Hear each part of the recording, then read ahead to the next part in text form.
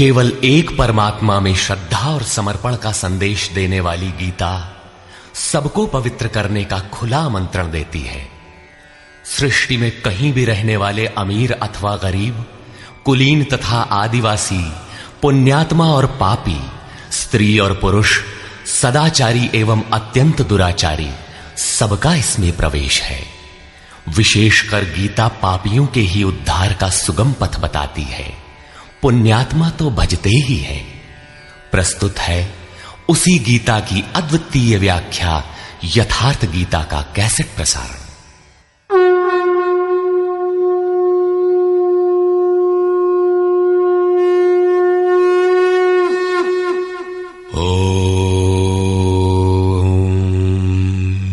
श्री परमात्मने नमः।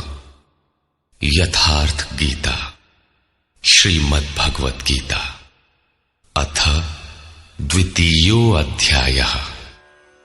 प्रथम अध्याय गीता की प्रवेशिका है, जिसमें आरंभ में पथिक को प्रतीत होने वाली उलझनों का चित्रण है। लड़ने वाले संपूर्ण कौरव पांडव थे, किंतु संशय का पात्र मात्र अर्जुन है। अनुराग ही अर्जुन है। इष्ट के अनुरूप राग ही पथिक को क्षेत्र क्षेत्रज्ञ के संघर्ष के लिए प्रेरित करता है। अनुराग आरंभिक स्तर है। पूज्य महाराज जी कहते थे, सदगृहस्थ आश्रम में रहते हुए ग्लानि होने लगे, अश्रुपात होता हो, कंठ अवरुद्ध होता हो, तो समझना कि यहीं से भजन आरंभ हो गया। अनुराग में ये सब कुछ आ जाता है। उसमें धर्म, नियम, सत्संग, भाव सभी विद्यमान होंगे। अनुराग के प्रथम चरण में पारिवारिक मोह बाधक बनता है। पहले सभी चाहते हैं कि हम उस परम सत्य को प्राप्त कर लें, किंतु आगे बढ़ने पर वो देखता है कि इन मधुर संबंधों का उच्छेद करना होगा। तब हताश हो जाता है। वो पहले से जो कुछ धर्म कर्म मानकर करता था, उतने में ही संतोष करने लगता है। अपने मोह की पुष्टि के लिए वो प्रचलित रूढ़ियों का प्रमाण भी प्रस्तुत करता है, जैसा अर्जुन ने किया कि कुल धर्म सनातन है। युद्ध से सनातन धर्म का लोप होगा, कुल क्षय होगा, स्वैराचार फैलेगा। ये अर्जुन का उत्तर नहीं था, बल्कि सद्गुरु के सान्निध्य से पूर्व की अपनाई गई एक कुरीति मात्र थी। इन्हीं कुरीतियों में फंसकर मनुष्य पृथक पृथक धर्म, अनेक संप्रदाय, छोटे बड़े गुट और असंख्य जातियों की रचना कर लेता है। कोई नाक दबाता है, कोई कान फाड़ता है। किसी के छूने से धर्म नष्ट होता है, तो कहीं रोटी पानी से धर्म नष्ट होता है। तो क्या अछूत या छूने वालों का दोष है? कदापि नहीं। दोष हमारे भ्रमदाताओं का है। धर्म के नाम पर हम कुरीति के शिकार हैं, इसलिए दोष हमारा है। महात्मा बुद्ध के समय में केश कंबल एक संप्रदाय था, जिसमें केश को बढ़ाकर कंबल की तरह प्रयोग करने को पूर्णता का मानदंड माना जाता था। कोई गोव्रतिक गाय की भांति रहने वाला था, तो कोई कुक्कुरव्रतिक कुत्ते की तरह खाने पीने रहने वाला था। ब्रह्म विद्या का इनसे कोई संबंध नहीं है। संप्रदाय और कुरीतियां पहले भी थीं, आज भी हैं। ठीक इसी प्रकार कृष्ण काल में भी संप्रदाय थे, कुरीतियां थीं। उनमें से एकाध कुरीति का शिकार अर्जुन भी था। उसने 4 तर्क प्रस्तुत किए। 1, ऐसे युद्ध से सनातन धर्म नष्ट हो जाएगा। 2, वर्ण संकर पैदा होगा। 3, पिंडोदक क्रिया लोप होगी। और 4, हम लोग कुलक्षय द्वारा महान पाप करने को उद्यत हुए हैं। इस पर योगेश्वर श्री कृष्ण ने कहा, संजय उवाच।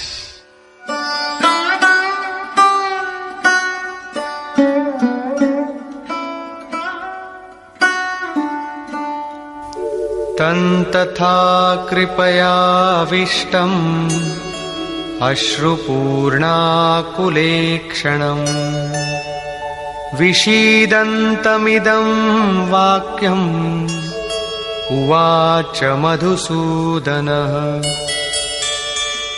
करुणा से व्याप्त अश्रुपूर्ण व्याकुल नेत्रों वाले उस अर्जुन के प्रति मधुसूदन, मद का विनाश करने वाले भगवान ने ये वचन कहा। श्री भगवान उवाच।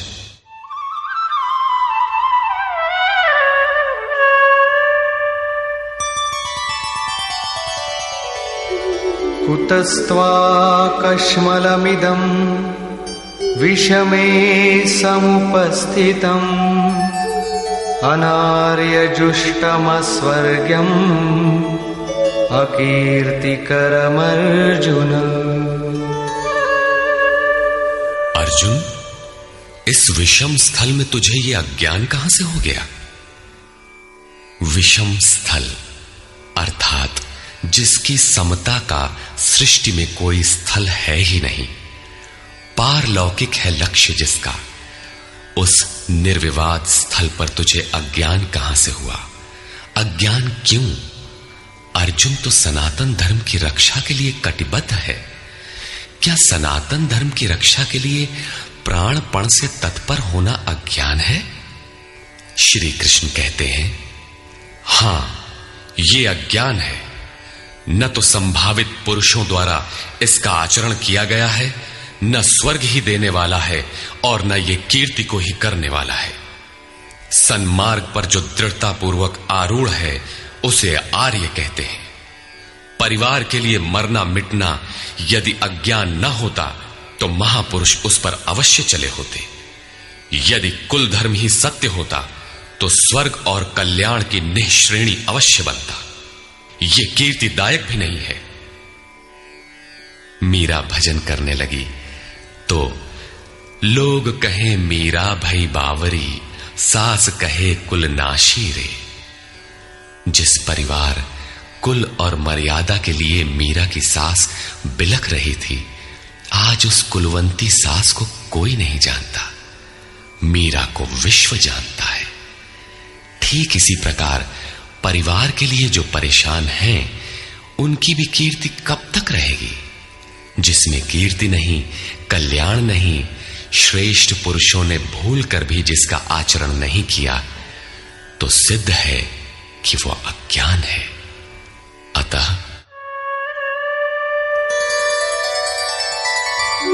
क्लैब्यमास्मगमः पार्थ नैतत्त्वय्युपपद्यते क्षुद्रं हृदय दौर्बल्यं त्यक्त्वोत्तिष्ठ परन्तप।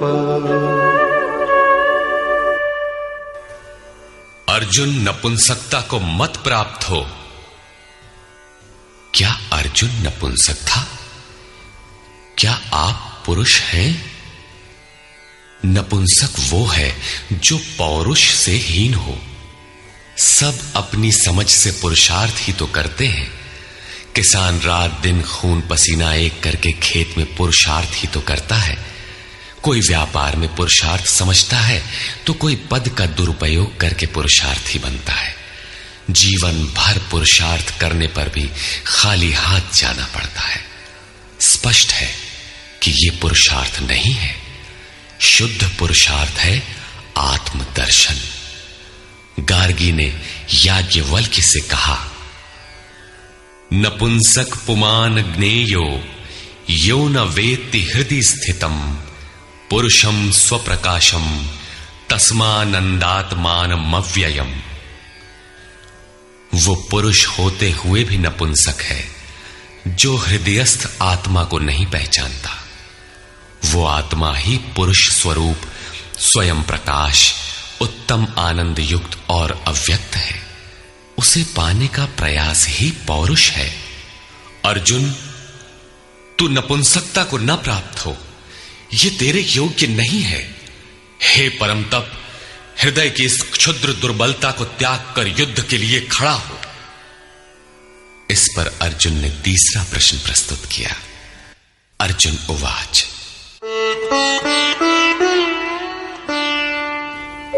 कथं भीष्ममहं संख्ये द्रोणं च मधुसूदन इषुभिः प्रतियोत्स्यामि पूजार्हावरिसूदन।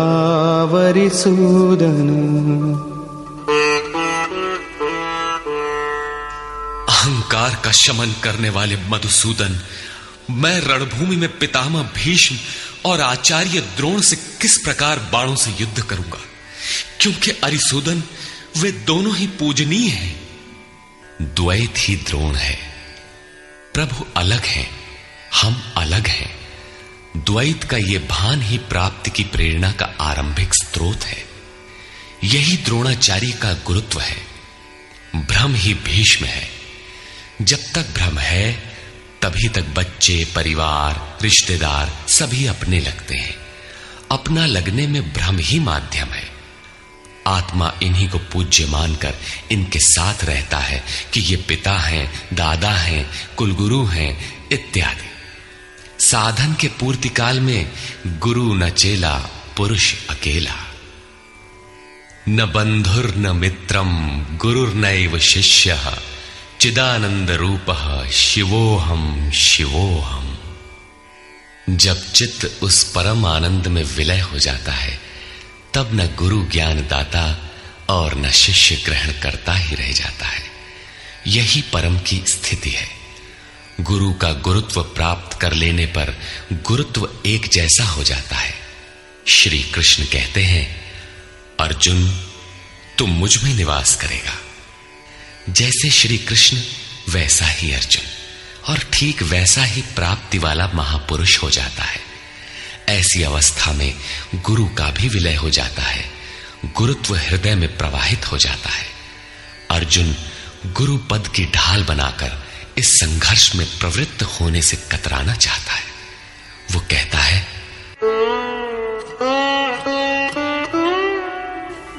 गुरून् हत्वा हि महानुभावान्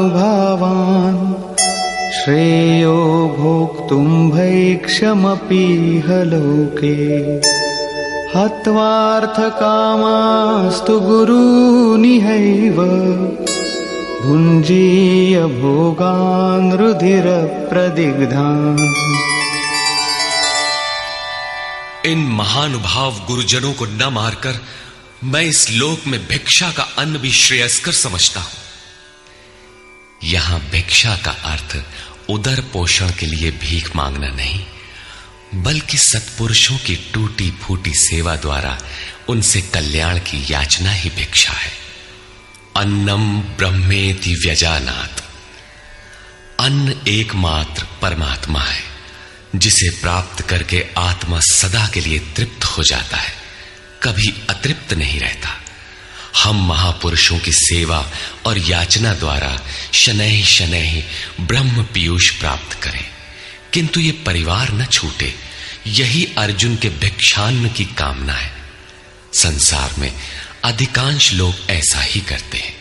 वे चाहते हैं कि पारिवारिक स्नेह संबंध न मारना पड़े और मुक्ति भी शनैः शनैः मिल जाए, किंतु चलने वाले पथिक के लिए, जिसके संस्कार इनसे ऊपर है, जिसमें संघर्ष की क्षमता है, स्वभाव में क्षत्रियत्व प्रवाहित है, उसके लिए इस भिक्षान्न का विधान नहीं है। स्वयं न करके याचना करना भिक्षान्न है। गौतम बुद्ध ने भी मध्यम निकाय के धम्म दायाद सुत्त में इस भिक्षान्न की आमिष दायाद कहकर उसे हेय माना है, जबकि शरीर यापन से सभी भिक्षु थे। इन गुरुजनों को मारकर मिलेगा क्या? इस लोक में रुधिर से सने अर्थ और काम के भोग ही तो भोगने को मिलेंगे।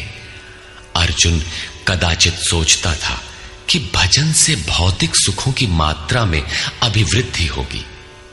इतना संघर्ष झेलने के बाद भी इस शरीर के पोषक अर्थ और काम के भोग ही तो मिलेंगे। वो पुनः तर्क देता है,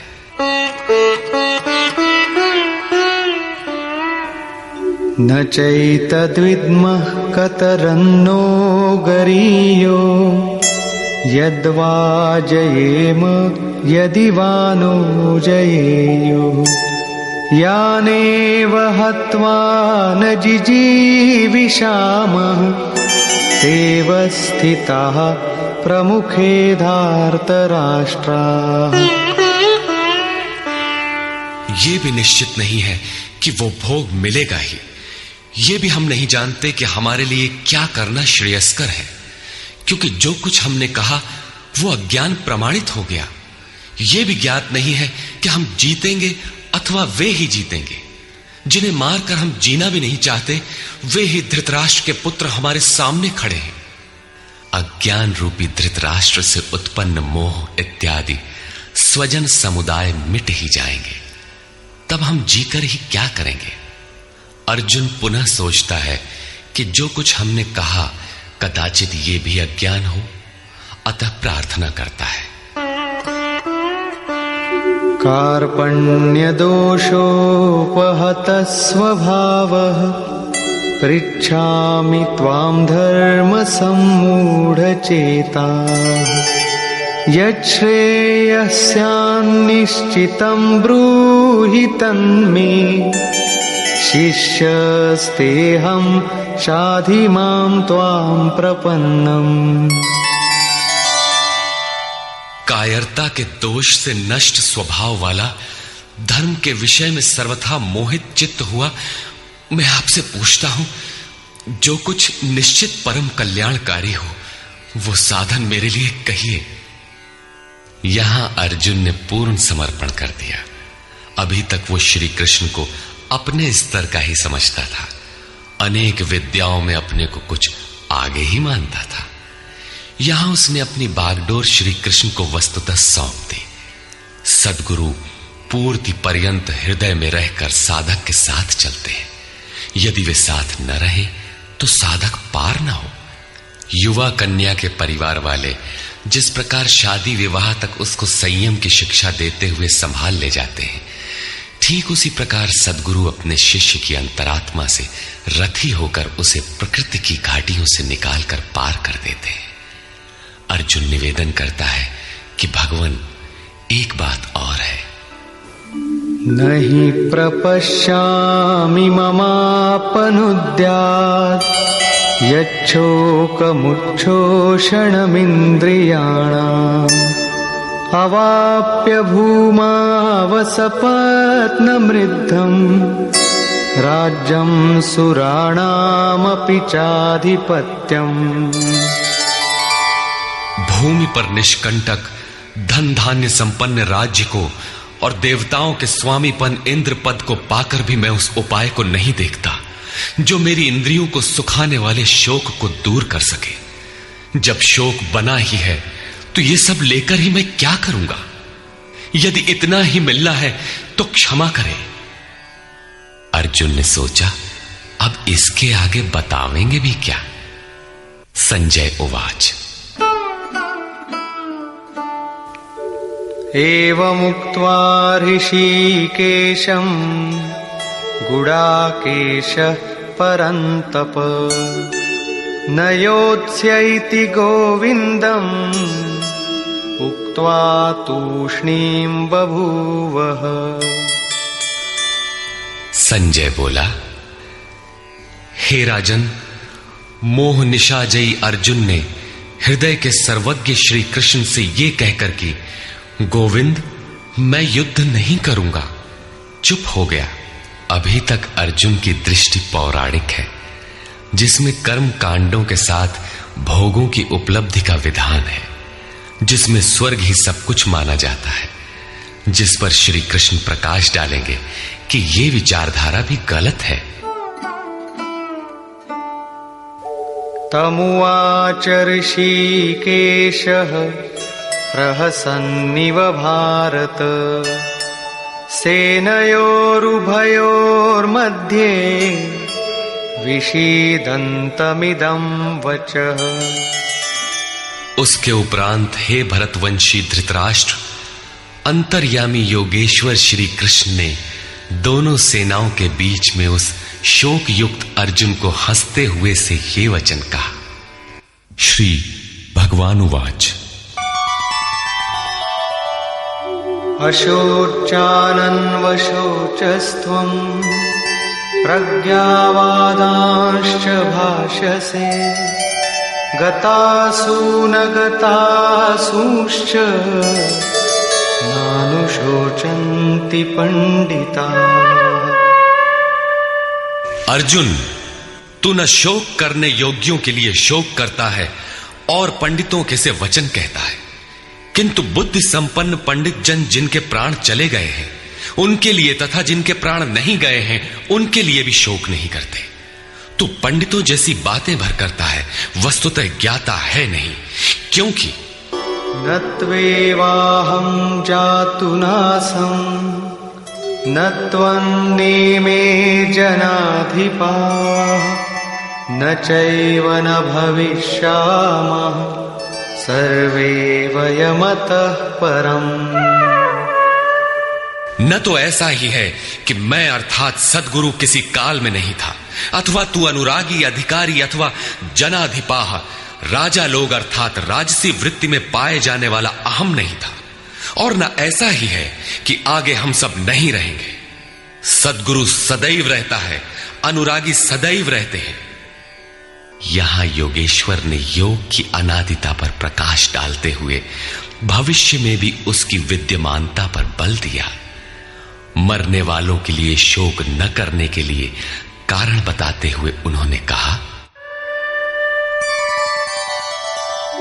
देहिनोऽस्मिन् यथा देहे कौमारं यौवनं जरा तथा देहान्तरप्राप्तिः धीरस्तत्र न मुह्यति। जैसे जीवात्मा की इस देह में कुमार, युवा और वृद्ध अवस्था होती है, वैसे ही अन्य अन्य शरीर प्राप्ति। इसलिए धीर पुरुष मोहित नहीं होता है। कभी आप बालक थे, शनैः शनैः युवा हुए, तब आप मर तो नहीं गए, पुनः वृद्ध हुए, पुरुष एक ही है। उसी प्रकार लेश मात्र भी दरार नए देह की प्राप्ति पर नहीं पड़ती। कलेवर का यह परिवर्तन तब तक चलेगा जब तक परिवर्तन से परे वस्तु नहीं मिल जाती। मात्रा स्पर्शास्तु कौन्तेय शीतोष्ण सुख दुःखदाः आगमापायिनो नित्याः तां स्थितिक्षस्व भारत।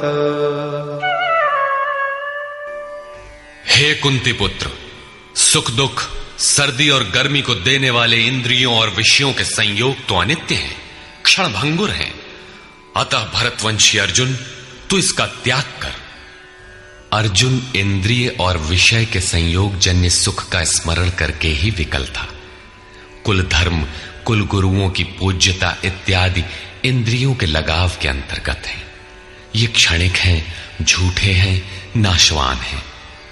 विषयों का संयोग न सदैव मिलेगा और न सदैव इंद्रियों में क्षमता ही रहेगी। अतः अर्जुन, तू इनका त्याग कर, सहन कर। क्यों? क्या हिमालय की लड़ाई थी जो अर्जुन सर्दी सहन करता?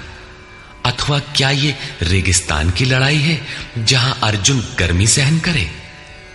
कुरुक्षेत्र जैसा कि लोग बाहर बताते हैं समशीतोष्ण स्थली है।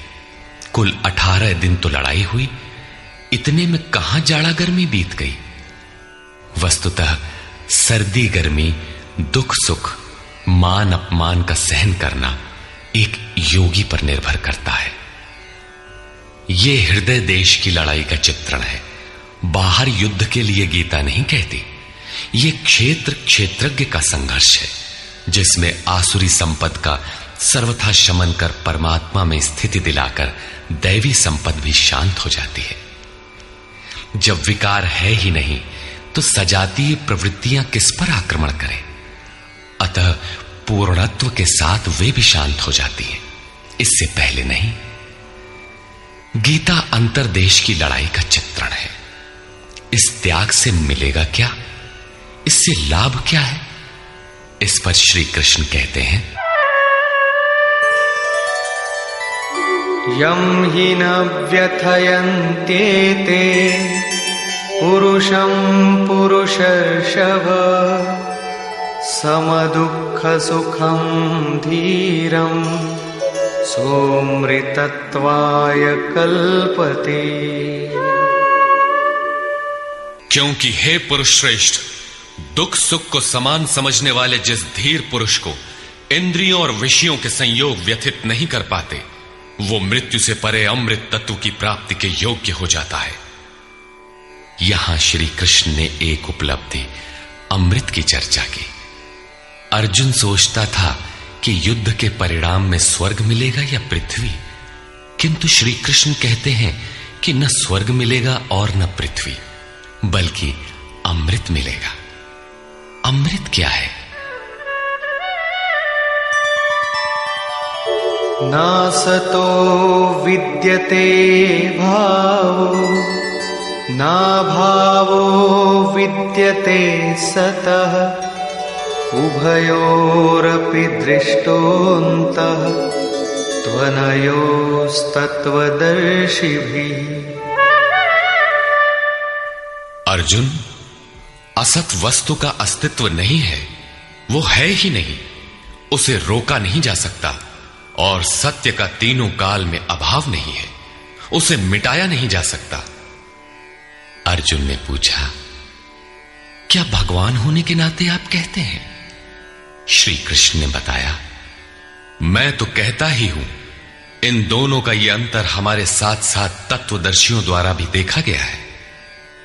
श्री कृष्ण ने वही सत्य दोहराया जो तत्वदर्शियों ने कभी देख लिया था। श्री कृष्ण भी एक तत्वदर्शी महापुरुष थे। परम तत्व परमात्मा का प्रत्यक्ष दर्शन करके उसमें स्थिति वाले तत्वदर्शी कहलाते हैं। सत और असत हैं क्या, इस पर कहते हैं,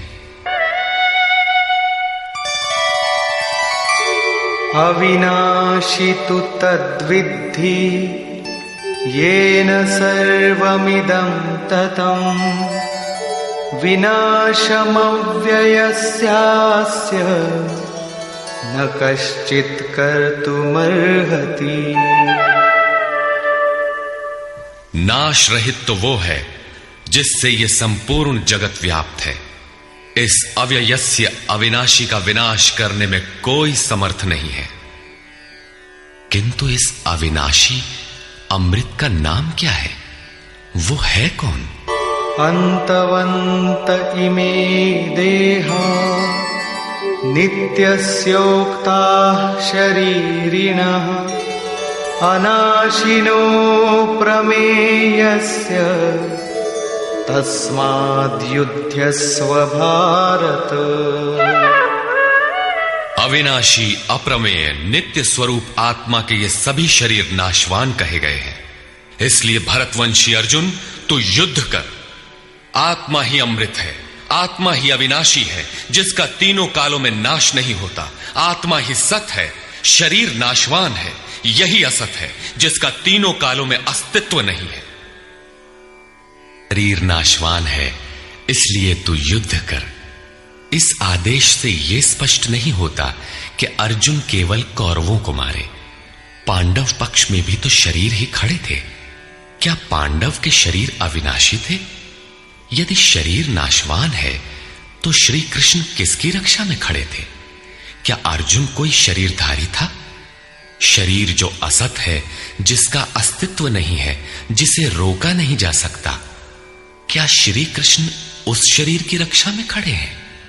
यदि ऐसा है तो वे भी अविवेकी और मूढ़ हैं, क्योंकि आगे श्री कृष्ण स्वयं कहते हैं कि जो केवल शरीर के लिए ही पचता है, श्रम करता है, वो अविवेकी और मूढ़ बुद्धि है। वो पापायु पुरुष व्यर्थ ही जीता है। अंततः अर्जुन कौन था? वस्तुतः अनुराग ही अर्जुन है। अनुरागी के लिए इष्ट सदैव रथी बनकर साथ में रहते हैं, सखा की भांति उसका मार्गदर्शन करते हैं। आप शरीर नहीं है। शरीर तो आवरण है, रहने का मकान है। उसमें रहने वाला अनुराग पूरित आत्मा है। भौतिक युद्ध, मारने काटने से शरीरों का अंत नहीं होता। यह शरीर छूटेगा तो आत्मा दूसरा शरीर धारण कर लेगा। इसी संदर्भ में श्री कृष्ण कह चुके हैं कि जिस प्रकार बाल्यकाल से युवा या वृद्धावस्था आती है, उसी प्रकार देहांतर की प्राप्ति होती है। शरीर काटेंगे तो जीवात्मा नया वस्त्र बदल लेगा।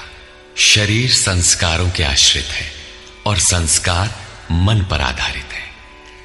मन एव मनुष्याणाम कारणम बंध मोक्षयोः। मन का सर्वथा निरोध होना, अचल स्थिर ठहरना और अंतिम संस्कार का विलय एक ही क्रिया है। संस्कारों की सतह का टूट जाना ही शरीरों का अंत है। इसे तोड़ने के लिए आपको आराधना करनी होगी, जिसे श्री कृष्ण ने कर्म या निष्काम कर्मयोग की संज्ञा दी है। कृष्ण ने स्थान स्थान पर अर्जुन को युद्ध की प्रेरणा दी, किंतु एक भी श्लोक ऐसा नहीं है जो भौतिक युद्ध या मारकाट का समर्थन करता हो। यह युद्ध सजातीय विजातीय प्रवृत्तियों का है, अंतर्देश में है।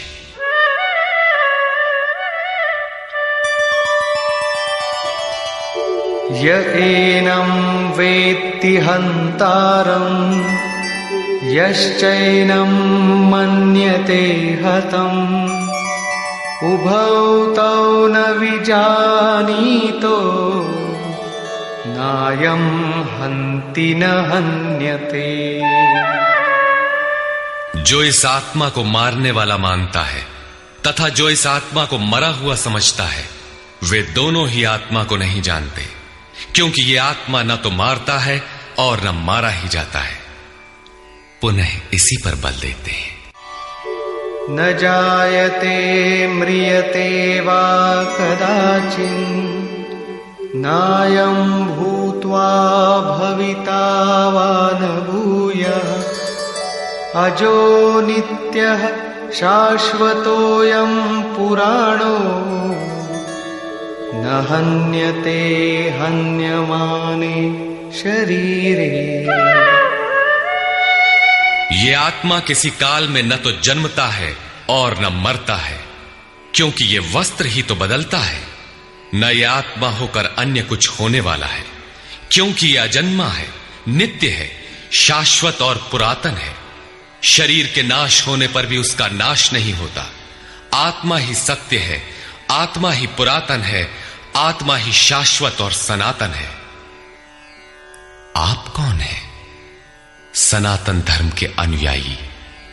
सनातन कौन है? आत्मा। आप आत्मा के अनुयायी हैं। आत्मा, परमात्मा और ब्रह्म एक दूसरे के पर्याय हैं। आप कौन है? शाश्वत धर्म के उपासक। शाश्वत कौन है? आत्मा। अर्थात हम आप आत्मा के उपासक हैं। यदि आप आत्मिक पथ को नहीं जानते तो आपके पास शाश्वत सनातन नाम की कोई वस्तु नहीं है। उसके लिए आप आहें भरते हैं तो प्रत्याशी अवश्य है, किंतु सनातन धर्मी नहीं है। सनातन धर्म के नाम पर किसी कुरीति के शिकार हैं। देश विदेश में मानव मात्र में आत्मा एक ही जैसा है। इसलिए विश्व में कहीं भी कोई आत्मा की स्थिति दिलाने वाली क्रिया जानता है और उस पर चलने के लिए प्रयत्नशील है, तो वो सनातन धर्मी है। चाहे वो अपने को ईसाई, मुसलमान, यहूदी या कुछ भी क्यों न कह ले। वेदा विनाशिनं नित्यं य एनमजमव्ययम् कथं स पुरुषः पार्थ कं घातयति हन्तिकम्। पार्थिव शरीर को रथ बनाकर ब्रह्म रूपी लक्ष्य पर अचूक निशाना लगाने वाला पृथा पुत्र अर्जुन, जो पुरुष इस आत्मा को नाश रहित, नित्य, अजन्मा और अव्यक्त जानता है, वो पुरुष कैसे किसी को मरवाता है और कैसे किसी को मारता है। अविनाशी का विनाश असंभव है, अजन्मा जन्म नहीं लेता, अतः शरीर के लिए शोक नहीं करना चाहिए। इसी को उदाहरण से स्पष्ट करते हैं।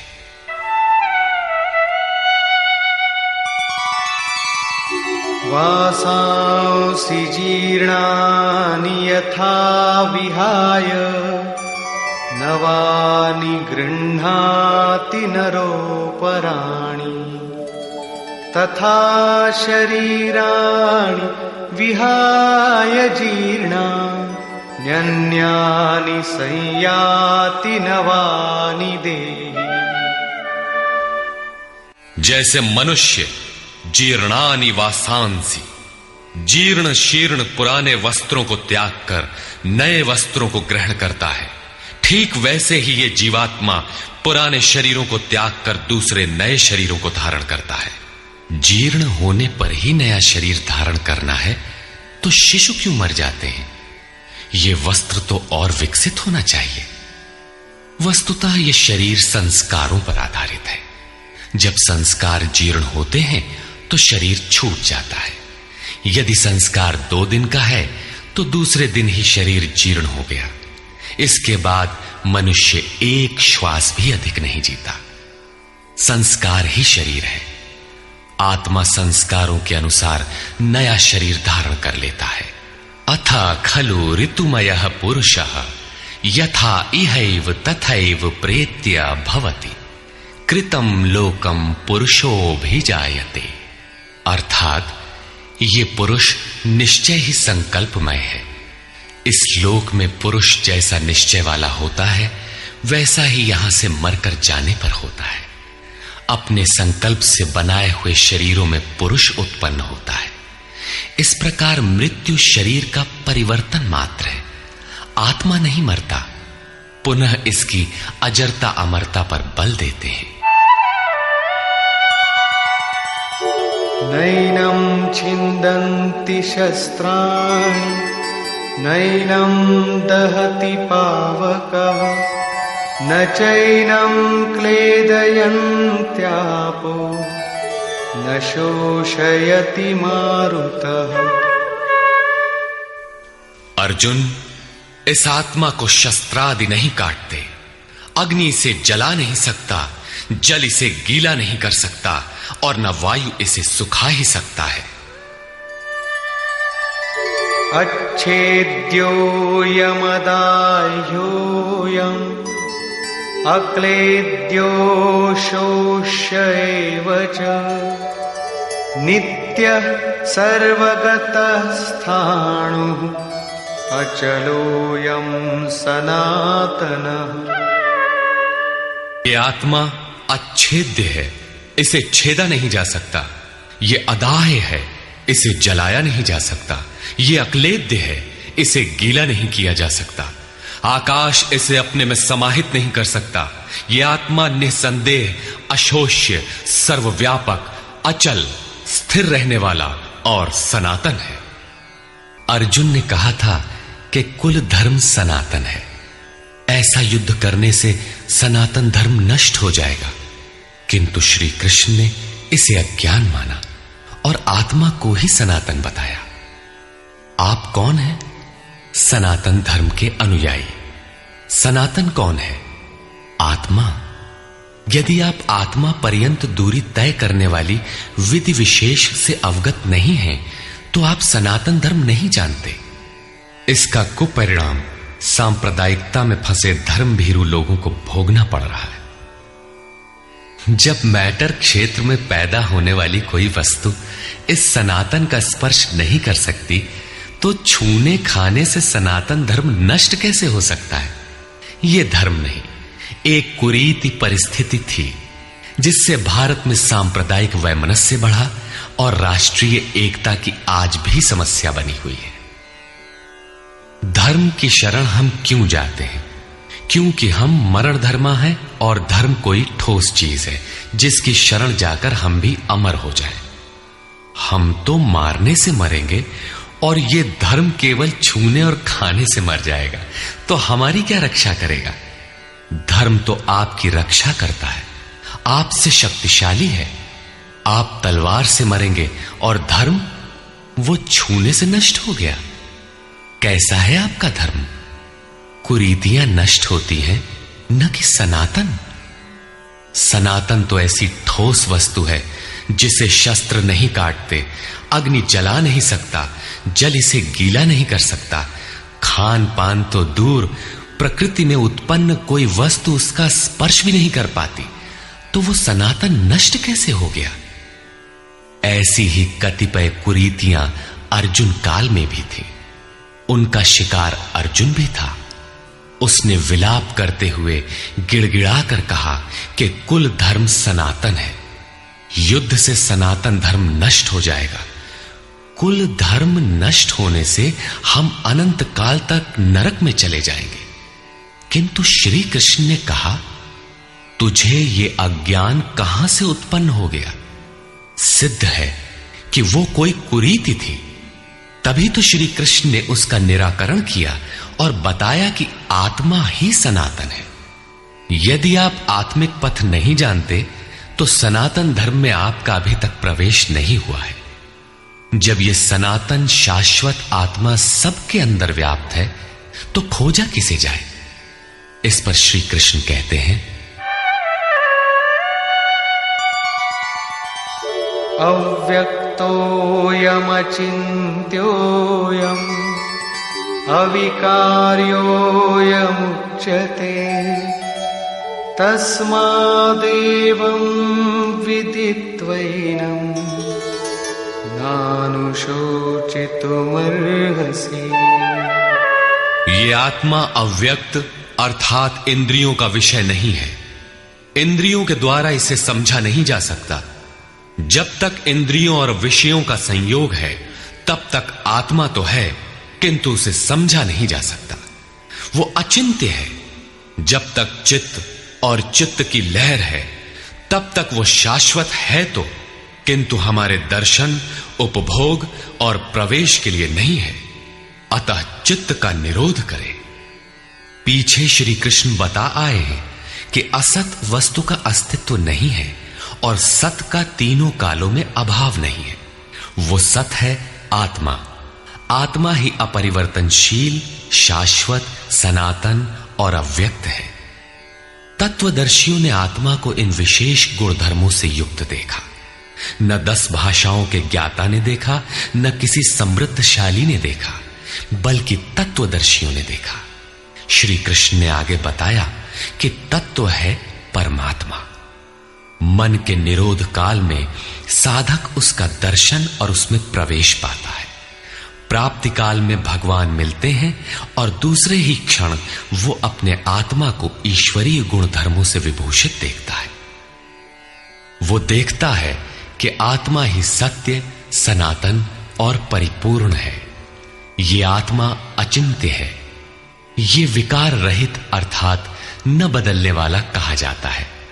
अतः अर्जुन, आत्मा को ऐसा जानकर तू शोक करने योग्य नहीं है।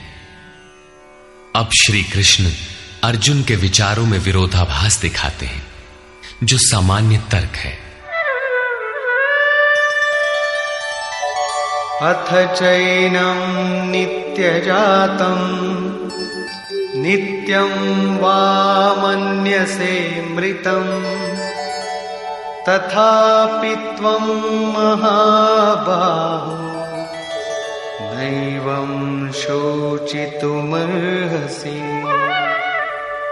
यदि तू इसे सदैव जन्मने वाला और सदा मरने वाला माने तब भी तुझे शोक नहीं करना चाहिए, क्योंकि जातस्य हि ध्रुवो मृत्युः ध्रुवं जन्म मृतस्य च तस्मादपरिहार्येऽर्थे न त्वं शोचितुमर्हसि।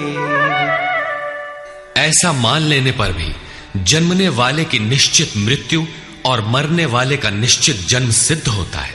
इसलिए भी तू बिना उपाय वाले इस विषय में शोक करने लायक नहीं है। जिसका कोई इलाज नहीं, उसके लिए शोक करना एक अन्य दुख को आमंत्रित करना है। अव्यक्त व्यक्तादीनि भूतानि व्यक्तमध्यानि भारत अव्यक्तनिधनान्येव तत्र का परिदेवना। अर्जुन, संपूर्ण प्राणी जन्म से पहले बिना शरीर वाले और मरने के बाद भी बिना शरीर वाले हैं। जन्म के पूर्व और पश्चात भी दिखाई नहीं पड़ते, केवल जन्म मृत्यु के बीच में ही शरीर धारण किए हुए दिखाई देते हैं। अतः इस परिवर्तन के लिए व्यर्थ की चिंता क्यों करते हो? इस आत्मा को देखता कौन है?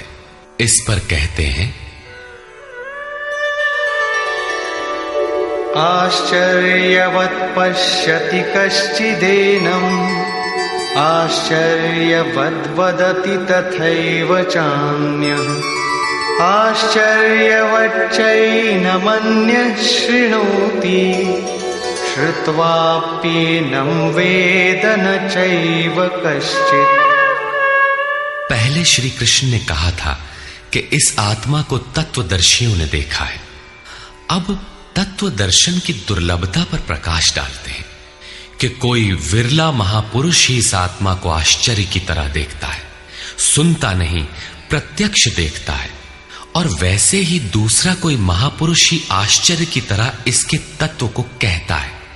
जिसने देखा है वही यथार्थ कह सकता है। दूसरा कोई विरला साधक इसे आश्चर्य की भांति सुनता है। सब सुनते भी नहीं, क्योंकि ये अधिकारी के लिए ही है। हे अर्जुन, कोई कोई तो सुनकर भी इस आत्मा को नहीं जान पाते, क्योंकि साधन पार नहीं लगता।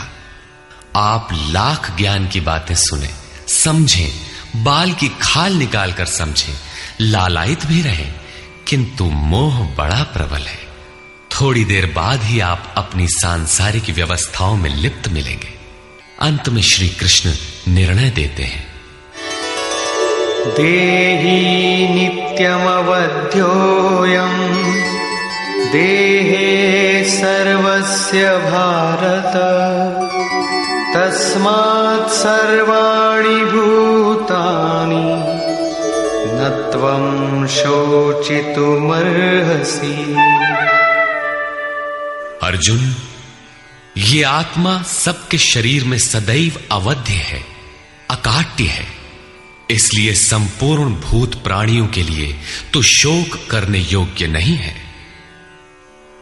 आत्मा ही सनातन है।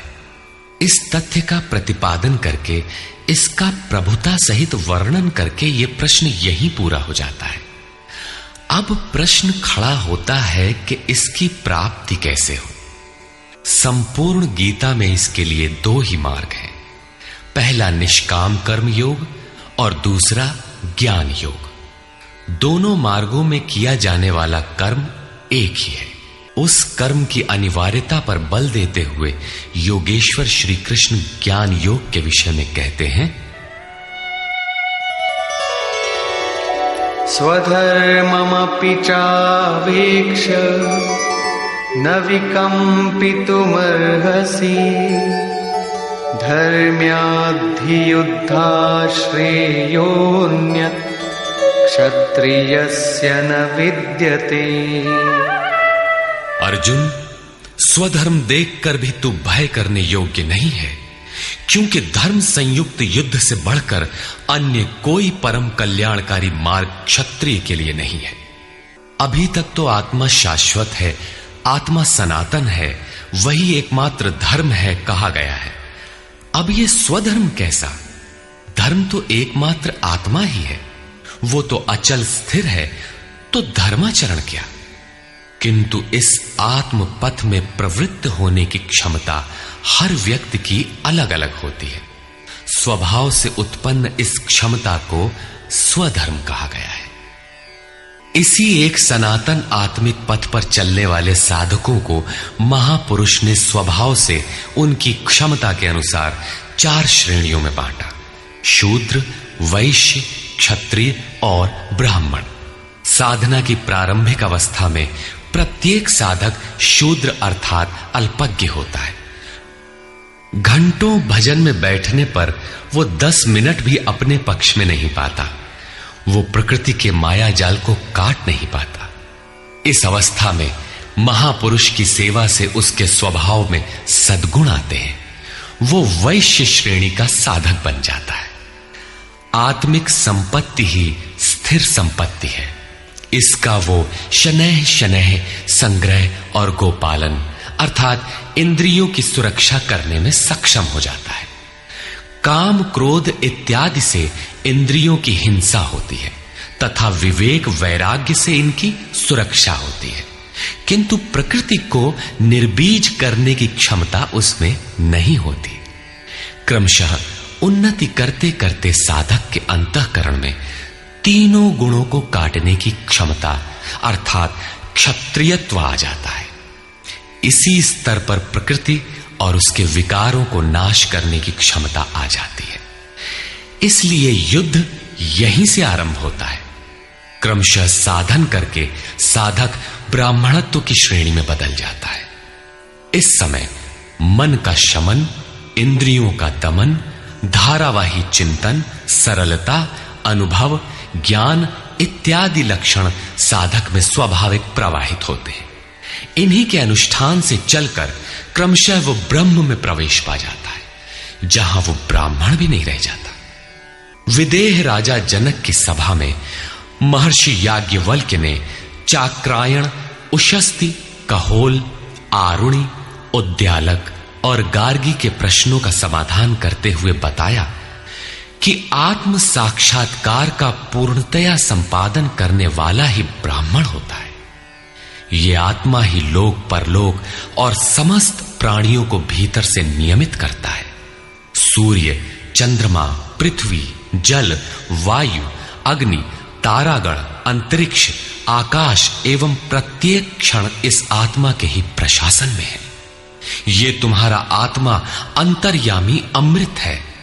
आत्मा अक्षर है, इससे भिन्न सब नाशवान है। जो कोई इसी लोक में इस अक्षर को न जानकर हवन करता है, तप करता है, हजारों वर्षों तक यज्ञ करता है, उसका ये सब कर्म नाशवान है। जो कोई भी इस अक्षर को जाने बिना इस लोक से मरकर जाता है, वो दयनीय है, कृपण है, और जो इस अक्षर को जानकर इस लोक से मरकर जाता है, वो ब्राह्मण है। अर्जुन क्षत्रिय श्रेणी का साधक है। श्री कृष्ण कहते हैं कि क्षत्रिय श्रेणी के साधक के लिए युद्ध के अतिरिक्त कोई कल्याणकारक रास्ता है ही नहीं। प्रश्न उठता है कि क्षत्रिय है क्या? प्रायः लोग इसका आशय समाज में जन्मना उत्पन्न ब्राह्मण, क्षत्रिय, वैश्य, शूद्र जातियों से लेते हैं। इन्हें ही 4 वर्ण मान लिया जाता है, किंतु नहीं। शास्त्रकार ने स्वयं बताया है कि क्षत्रिय क्या है, वर्ण क्या है। यहां उन्होंने केवल क्षत्रिय का नाम लिया और आगे 18वें अध्याय तक इस प्रश्न का समाधान प्रस्तुत किया कि वस्तुतः ये वर्ण हैं क्या और कैसे इनमें परिवर्तन होता है। श्री कृष्ण ने कहा, चातुर्वर्ण्यम मया सृष्टम। 4 वर्णों की सृष्टि मैंने की, तो क्या मनुष्यों को बांटा? श्री कृष्ण कहते हैं कि नहीं, गुण कर्म विभागशः। गुणों के माध्यम से कर्म को 4 भागों में बांटा। यह देखना है कि वो कर्म क्या है जिसे बांटा गया। गुण परिवर्तनशील है। साधना की उचित प्रक्रिया द्वारा तामसी से राजसी और राजसी से सात्विक गुणों में प्रवेश मिलता जाता है। अंततः ब्राह्मण स्वभाव बन जाता है। उस समय ब्रह्म में प्रवेश दिला देने वाली सारी योग्यताएं उस साधक में रहती हैं। वर्ण संबंधी प्रश्न यहां से आरंभ होकर 18वें अध्याय में जाकर पूर्ण होता है। श्री कृष्ण की मान्यता है, श्रेयान् स्वधर्मो विगुणः परधर्मात् स्वनुष्ठितात्। स्वभाव से उत्पन्न इस धर्म में प्रवृत्त होने की क्षमता जिस स्तर की हो, भले ही वो गुण रहित शूद्र श्रेणी की हो, तब भी परम कल्याण करती है, क्योंकि आप क्रमशः वहीं से उत्थान करते हैं। उससे ऊपर वालों की नकल करके साधक नष्ट हो जाता है। अर्जुन क्षत्रिय श्रेणी का साधक था, इसलिए श्री कृष्ण कहते हैं कि अर्जुन, अपने स्वभाव से उत्पन्न योग्यता को देखकर, इस युद्ध में प्रवृत्त होने की अपनी क्षमता को देखकर भी तू भय करने योग्य नहीं है। इससे बढ़कर दूसरा कोई कल्याणकारी कार्य क्षत्रिय के लिए नहीं। इसी पर प्रकाश डालते हुए पुनः योगेश्वर कहते हैं, यदृच्छया चोपपन्नम स्वर्गद्वारमपावृतम सुखिनः क्षत्रियाः पार्थ लभन्ते युद्धमीदृशम्। पार्थिव शरीर को ही रथ बनाकर अचूक लक्ष्यवेदी अर्जुन, स्वतः प्राप्त स्वर्ग के खुले हुए द्वार रूपी इस युद्ध को भाग्यवान क्षत्रिय ही प्राप्त करते हैं। क्षत्रिय श्रेणी के साधक में तीनों गुणों को काट देने की क्षमता रहती है। उसके लिए स्वर्ग का द्वार खुला है, क्योंकि उसमें दैवी संपद पूर्णता अर्जित रहती है। स्वर्ग में विचरने की उसमें क्षमता रहती है। यही खुला हुआ स्वर्ग का द्वार है। क्षेत्र क्षेत्रज्ञ के इस युद्ध को भाग्यवान क्षत्रिय ही पाते हैं, क्योंकि उनमें ही संघर्ष की क्षमता है। दुनिया में लड़ाइयां होती हैं, विश्व सिमट कर लड़ता है, प्रत्येक जाति लड़ती है, किंतु शाश्वत विजय जीतने वाले को भी नहीं मिलती। ये तो बदले हैं। जो जिसको जितना दबाता है, कालांतर में उसे भी उतना ही दबना पड़ता है। ये कैसी विजय है जिसमें इंद्रियों को सुखाने वाला शोक बना ही रहता है, अंत में शरीर भी नष्ट हो जाता है। वास्तविक संघर्ष तो क्षेत्र और क्षेत्रज्ञ का है, जिसमें एक बार विजय हो जाने पर प्रकृति का सदा के लिए निरोध और परम पुरुष परमात्मा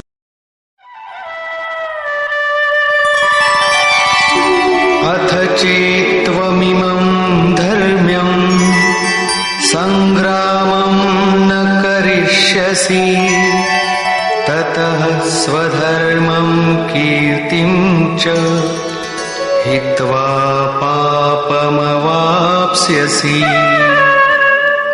और यदि तू इस धर्मयुक्त संग्राम अर्थात शाश्वत सनातन परम धर्म परमात्मा में प्रवेश दिलाने वाला धर्म युद्ध नहीं करेगा, तो स्वधर्म अर्थात स्वभाव से उत्पन्न संघर्ष करने की क्षमता, क्रिया में प्रवृत्त होने की क्षमता को खोकर पाप अर्थात आवागमन और अपकीर्ति को प्राप्त होगा।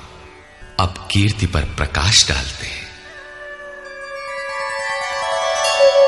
अकीर्तिं चापि भूतानि कथयिष्यन्ति ते व्ययाम् संभावितस्य चाकीर्ति मरणादतिरिच्यते।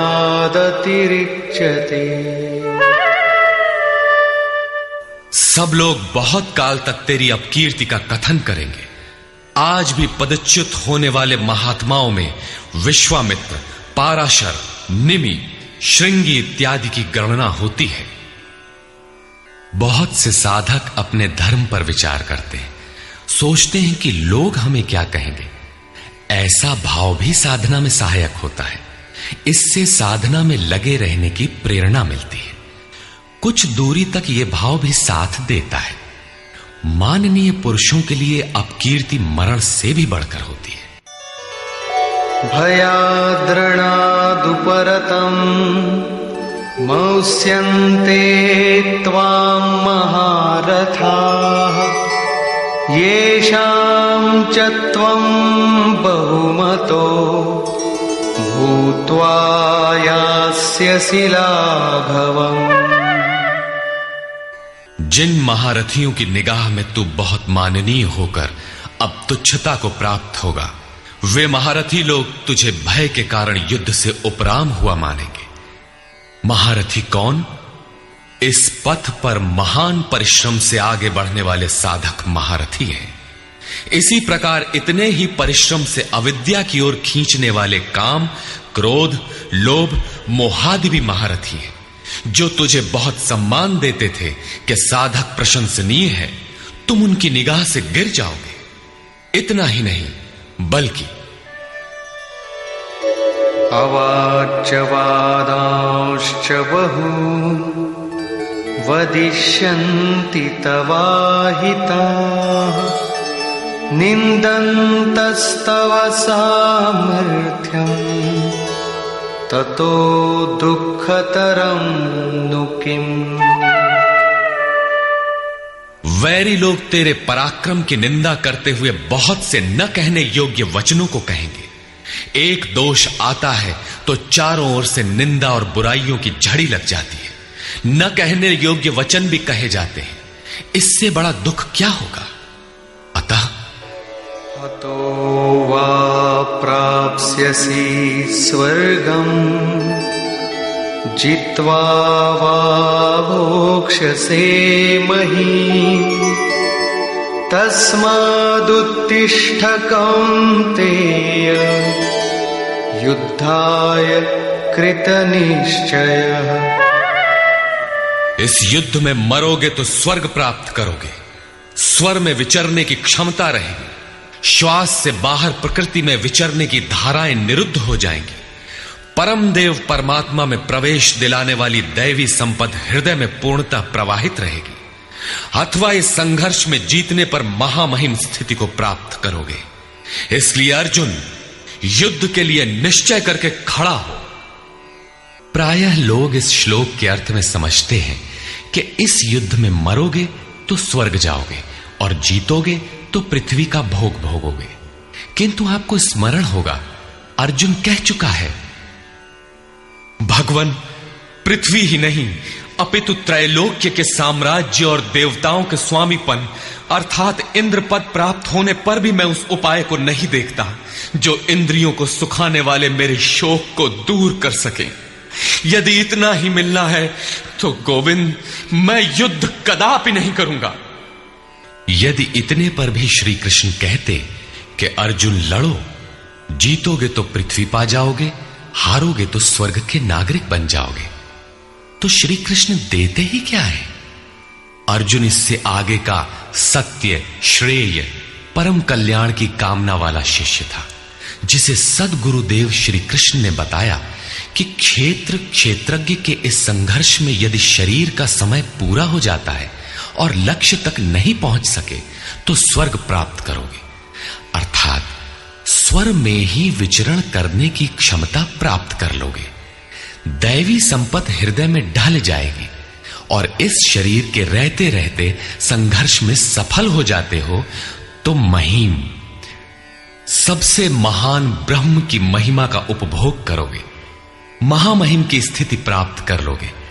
जीतोगे तो सर्वस्व, क्योंकि महामहिमत्व को पाओगे, और हारोगे तो देवत्व। दोनों हाथों में लड्डू रहेंगे, लाभ में भी लाभ और हानि में भी लाभ ही है। पुनः इसी पर बल देते हैं, सुख दुखे समे कृत्वा लाभालाभो जया जया ततो युद्धाय युज्यस्व नैवं पापमवाप्स्यसि। इस प्रकार सुख दुख, लाभ हानि, जय पराजय को समान समझकर तू युद्ध के लिए तैयार हो। युद्ध करने से तू पाप को प्राप्त नहीं होगा, अर्थात सुख में सर्वस्व और दुख में भी देवत्व है। लाभ में महिम की स्थिति अर्थात सर्वस्व और हानि में भी देवत्व है। जय में महामहिम स्थिति और पराजय में भी दैवी संपत्ति पर अधिकार है। इस प्रकार अपने लाभ हानि को भली प्रकार स्वयं समझकर तू युद्ध के लिए तैयार हो। लड़ने में ही दोनों वस्तुएं हैं। लड़ोगे तो पाप अर्थात आवागमन को प्राप्त नहीं होगे, अतः तू युद्ध के लिए तैयार हो। एषा ते विहिता सांख्ये बुद्धिर्योगे त्विमां शृणु बुद्ध्या युक्तो यया पार्थ कर्मबन्धं प्रहास्यसि। पार्थ, ये बुद्धि तेरे लिए ज्ञान योग के विषय में कही गई है। कौन सी बुद्धि? यही कि युद्ध कर। ज्ञान योग में इतना ही है कि अपनी हस्ती को देखकर लाभ हानि का भली प्रकार विचार करके कि जीतेंगे तो महामहिम स्थिति और हारेंगे तो देवत्व, जय में सर्वस्व और पराजय में भी देवत्व, दोनों तरह लाभ है। युद्ध नहीं करेंगे तो सभी हमें बुरा कहेंगे, भय से उपराम हुआ मानेंगे, अपकीर्ति होगी। इस प्रकार अपने अस्तित्व को सामने रखकर स्वयं विचार कर युद्ध में अग्रसर होना ही ज्ञान योग है। प्रायः लोगों में भ्रांति है कि ज्ञान मार्ग में कर्म युद्ध नहीं करना पड़ता। वे कहते हैं कि ज्ञान मार्ग में कर्म नहीं है, मैं तो शुद्ध हूं, बुद्ध हूं, चैतन्य हूं, अहम ब्रह्मास्मि। गुण ही गुण में बरतते हैं, ऐसा मानकर हाथ पर हाथ रखकर बैठ जाते हैं। योगेश्वर श्री कृष्ण के अनुसार यह ज्ञान योग नहीं है। ज्ञान योग में भी वही कर्म करना है जो निष्काम कर्म योग में किया जाता है। दोनों में केवल बुद्धि का, दृष्टिकोण का अंतर है।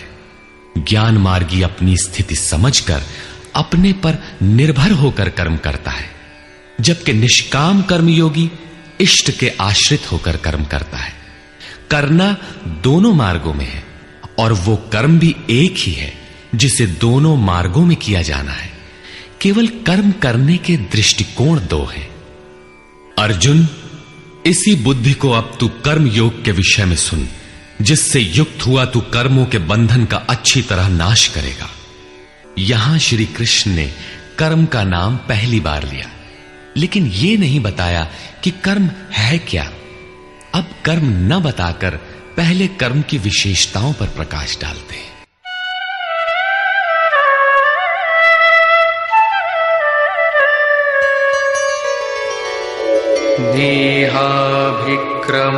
नेहाभिक्रमनाशोऽस्ति प्रत्यवायो न विद्यते स्वल्पमप्यस्य धर्मस्य त्रायते महतो भयात्। इस निष्काम कर्म योग में आरंभ का अर्थात बीज का नाश नहीं होता, सीमित फल रूपी दोष नहीं है। इसलिए इस निष्काम कर्म का, इस कर्म से संपादित धर्म का थोड़ा भी साधन जन्म मृत्यु रूपी महान भय से उद्धार कर देता है। आप इस कर्म को समझें और उस पर 2 कदम चल भर दें, जो सदगृहस्थ आश्रम में रहकर ही चला जा सकता है। साधक तो चलते ही हैं। बीज भर डाल दें तो अर्जुन, बीज का नाश नहीं होता। प्रकृति में कोई क्षमता नहीं, ऐसा कोई अस्त्र नहीं कि उस सत्य को मिटा दे। प्रकृति केवल आवरण डाल सकती है, कुछ देर कर सकती है, किंतु साधन के आरंभ को मिटा नहीं सकती। आगे श्री कृष्ण ने बताया कि सभी पापियों से भी बड़ा पापी ही क्यों न हो, ज्ञान रूपी नौका द्वारा निसंदेह पार हो जाएगा। ठीक उसी बात को यहां कहते हैं कि अर्जुन, निष्काम कर्म योग का बीजारोपण भर कर दें तो उस बीज का कभी नाश नहीं होता। विपरीत फल रूपी दोष भी इसमें नहीं होता कि आपको स्वर्ग, रिद्धियों या सिद्धियों तक पहुंचाकर छोड़ दे। आप ये साधन भले छोड़ दें, किंतु यह साधन आपका उद्धार करके ही छोड़ेगा। इस निष्काम कर्मयोग का थोड़ा सा भी साधन जन्म मृत्यु के महान भय से उद्धार कर देता है। अनेक जन्म संसिद्धस्ततो याति पराम गतिम। कर्म का यह बीजारोपण अनेक जन्म के पश्चात वहीं खड़ा कर देगा जहां परम धाम है, परम गति है। इसी क्रम में आगे कहते हैं, व्यवसायात्मिका बुद्धि एकेह कुरु नंदन बहुशाखा ह्यनन्ताश्च बुद्धयो व्यवसायिनाम्।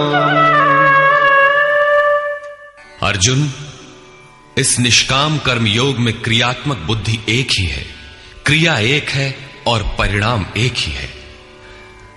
आत्मिक संपत्ति ही स्थिर संपत्ति है। इस संपत्ति को प्रकृति के द्वंद्व में शनैः शनैः अर्जित करना व्यवसाय है। ये व्यवसाय अथवा निश्चयात्मक क्रिया भी एक ही है। तब तो जो लोग बहुत सी क्रियाएं बताते हैं, क्या वे भजन नहीं करते? श्री कृष्ण कहते हैं, हां, वे भजन नहीं करते। उन पुरुषों की बुद्धि अनंत शाखाओं वाली होती है, इसलिए अनंत क्रियाओं का विस्तार कर लेते हैं। यामिमां पुष्पितां वाचं प्रवदन्त्य विपश्चितः वेदवादरताः पार्थ नान्यदस्तीति वादिनः कामात्मानः स्वर्गपरा जन्मकर्मफलप्रदां क्रियाविशेषबहुलां भोगैश्वर्यगतिं प्रति।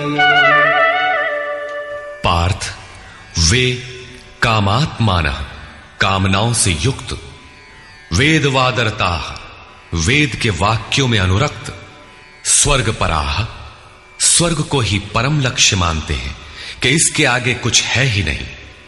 ऐसा कहने वाले अविवेकी जन जन्म मृत्यु रूपी फल देने वाली भोग और ऐश्वर्य की प्राप्ति के लिए बहुत सी क्रियाओं का विस्तार कर लेते हैं और दिखावटी शोभा युक्त वाणी में व्यक्त भी करते हैं। अर्थात अविवेकियों की बुद्धि अनंत भेदों वाली होती है। वे फल वाले वाक्य में ही अनुरक्त रहते हैं, वेद के वाक्यों को ही प्रमाण मानते हैं, स्वर्ग को ही श्रेष्ठ मानते हैं। उनकी बुद्धि बहुत सी भेदों वाली है, इसलिए अनंत क्रियाओं की रचना कर लेते हैं। वे नाम तो परम तत्व परमात्मा का ही लेते हैं, किंतु उसकी ओट में अनंत क्रियाओं का विस्तार कर लेते हैं। तो क्या अनंत क्रियाएं कर्म नहीं है?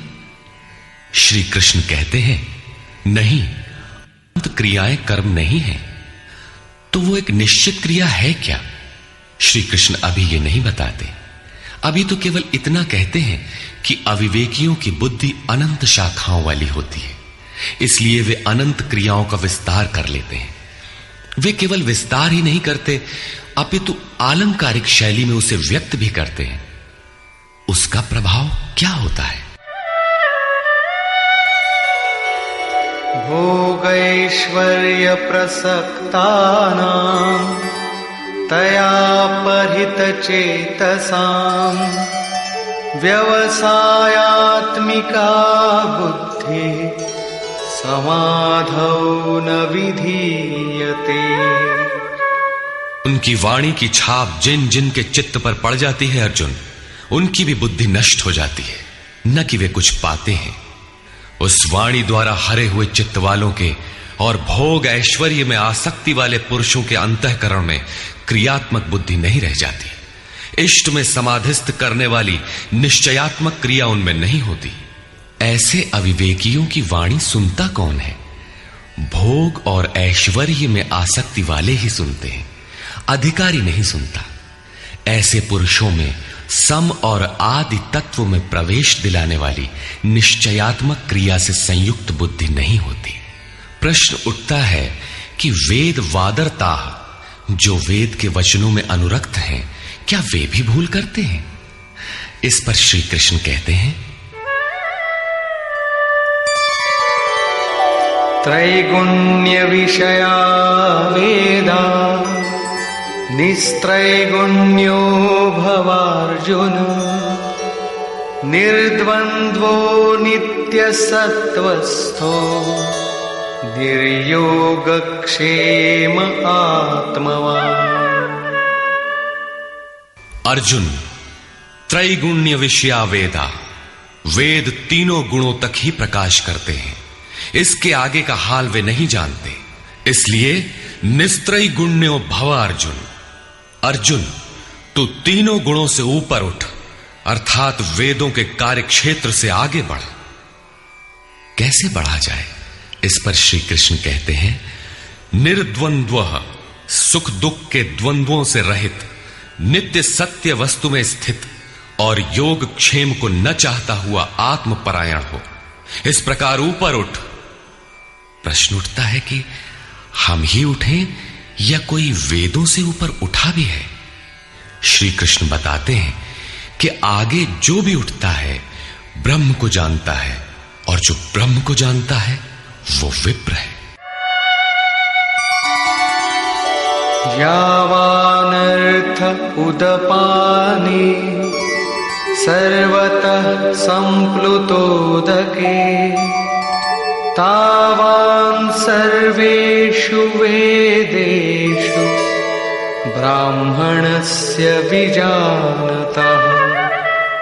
सब ओर से परिपूर्ण जलाशय को प्राप्त होने पर मनुष्य का छोटे जलाशय से जितना प्रयोजन रहता है, अच्छी प्रकार ब्रह्म को जानने वाले ब्राह्मण का वेदों से उतना ही प्रयोजन रहता है। तात्पर्य यह है कि जो वेदों से ऊपर उठता है वो ब्रह्म को जानता है, वही ब्राह्मण है। अर्थात तू वेदों से ऊपर उठ, ब्राह्मण बन। अर्जुन क्षत्रिय था। श्री कृष्ण कहते हैं कि ब्राह्मण बन। ब्राह्मण, क्षत्रिय इत्यादि वर्ण स्वभाव की क्षमताओं के नाम है। यह कर्म प्रधान है, न कि जन्म से निर्धारित होने वाली कोई रूढ़ी। जिसे गंगा की धारा प्राप्त है उसे क्षुद्र जलाशय से क्या प्रयोजन? कोई उसमें शौच लेता है तो कोई पशुओं को नहला देता है, इसके आगे कोई उपयोग नहीं है। इसी प्रकार ब्रह्म को साक्षात जानने वाले उस विप्र महापुरुष का, उस ब्राह्मण का वेदों से उतना ही प्रयोजन रह जाता है। प्रयोजन रहता अवश्य है, वेद रहते हैं क्योंकि पीछे वालों के लिए उनका उपयोग है। वहीं से चर्चा आरंभ होगी।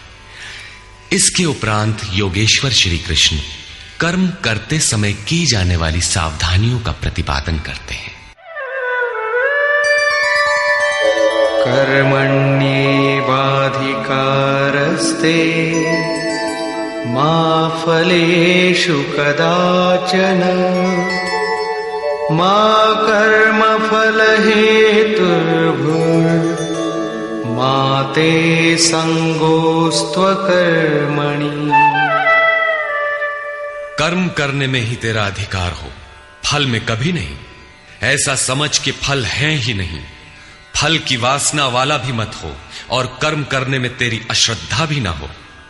अब तक योगेश्वर श्री कृष्ण ने 39वें श्लोक में पहली बार कर्म का नाम लिया, किंतु यह नहीं बताया कि वो कर्म है क्या और उसे करे कैसे।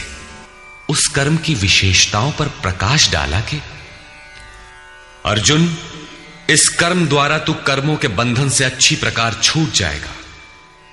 अर्जुन, इसमें आरंभ का अर्थात बीज का नाश नहीं है। आरंभ कर दे तो प्रकृति के पास कोई उपाय नहीं कि उसे नष्ट कर दे। अर्जुन, इसमें सीमित फल रूपी दोष भी नहीं है कि स्वर्ग रिद्धियों सिद्धियों में फंसाकर खड़ा कर दे। अर्जुन, इस कर्म का थोड़ा भी साधन जन्म मरण के भय से उद्धार कराने वाला होता है। किंतु अभी तक उन्होंने यह नहीं बताया कि वो कर्म है क्या, किया कैसे जाए। इसी अध्याय के 41वें श्लोक में उन्होंने बताया, अर्जुन, इसमें निश्चयात्मक बुद्धि एक ही है, क्रिया एक ही है। तो क्या बहुत सी क्रिया वाले भजन नहीं करते? श्री कृष्ण कहते हैं, वे कर्म नहीं करते। इसका कारण बताते हुए कहते हैं कि अविवेकियों की बुद्धि अनंत शाखा वाली होती है, इसलिए वे अनंत क्रियाओं का विस्तार कर लेते हैं। वे दिखावटी शोभा युक्त वाणी में इन क्रियाओं को व्यक्त भी करते हैं। उनकी वाणी की छाप जिनके चित्त पर पड़ जाती है, उनकी भी बुद्धि नष्ट हो जाती है। अतः निश्चयात्मक क्रिया एक ही है, लेकिन यह नहीं बताया कि वो क्रिया कौन सी है। 47वें श्लोक में उन्होंने कहा, अर्जुन, कर्म करने में ही तेरा अधिकार है, फल में कभी नहीं। फल की वासना वाला भी मत हो और कर्म करने में तेरी अश्रद्धा ना हो। अर्थात निरंतर करने के लिए उसी में लीन होकर करें। किंतु यह नहीं बताया कि वो कर्म है क्या। प्रायः इस श्लोक का उद्धरण देकर लोग कहते हैं कि कुछ भी करो, केवल फल की कामना मत करो, हो गया निष्काम कर्म योग। किंतु अभी तक श्री कृष्ण ने बताया ही नहीं कि कर्म है कौन सा जिसे करें। यहां पर केवल कर्म की विशेषताओं पर प्रकाश डाला कि कर्म देता क्या है और कर्म को करते समय बरती जाने वाली सावधानियां क्या हैं, उन पर प्रकाश डाला।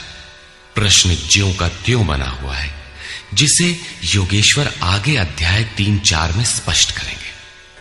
पुनः इसी पर बल देते हैं।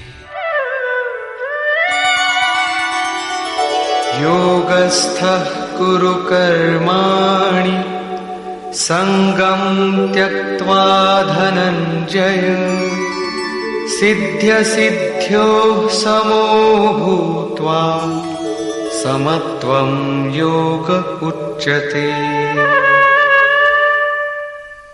धनंजय, आसक्ति और संग दोष को त्याग कर सिद्धि और असिद्धि में समान भाव रखकर योग में स्थित होकर कर्म कर। कौन सा कर्म? निष्काम कर्म कर। समत्वम योग उच्यते। ये समत्व भाव ही योग कहलाता है। विषमता जिसमें ना हो ऐसा भाव समत्व कहलाता है। रिद्धियां सिद्धियां विषम बनाती हैं, आसक्ति हमें विषम बनाती है, फल की इच्छा विषमता पैदा करती है। इसीलिए फल की वासना न हो, फिर भी कर्म करने में अश्रद्धा ना हो।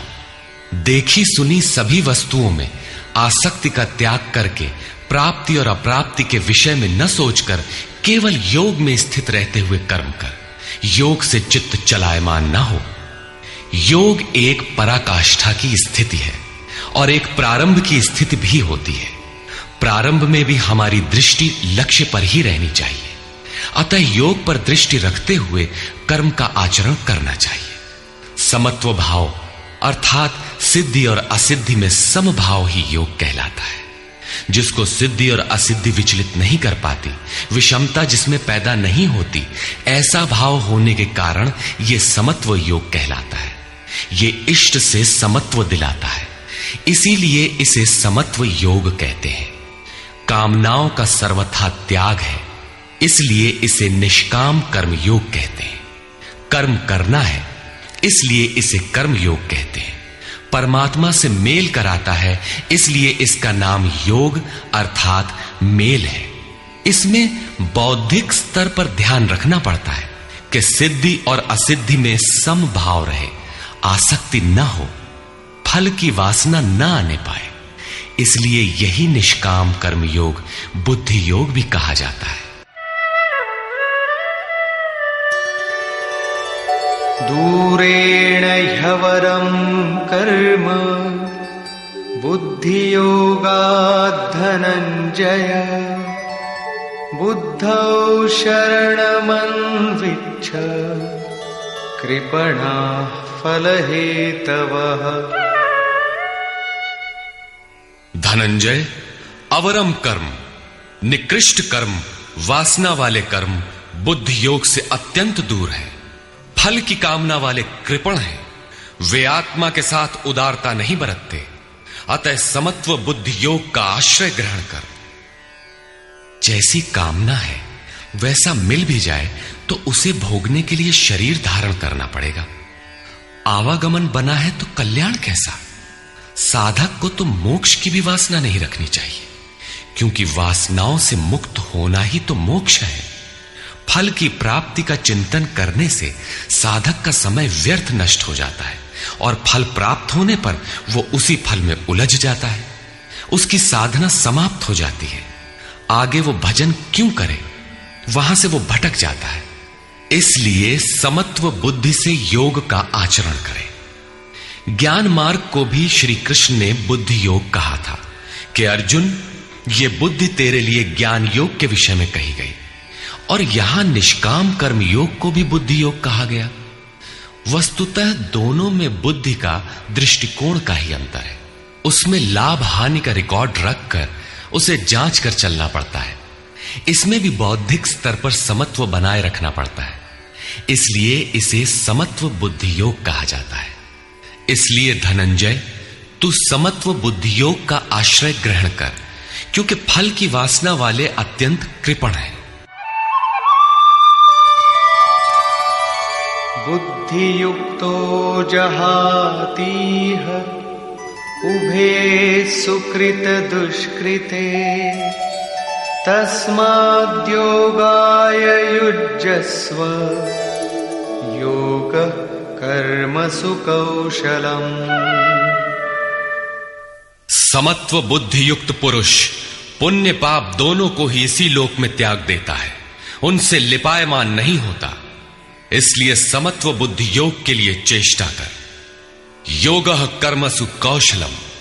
समत्व बुद्धि के साथ कर्मों का आचरण कौशल ही योग है। संसार में कर्म करने के दो दृष्टिकोण प्रचलित हैं। लोग कर्म करते हैं तो उसका फल भी अवश्य चाहते हैं, या फल न मिले तो कर्म करना ही नहीं चाहते।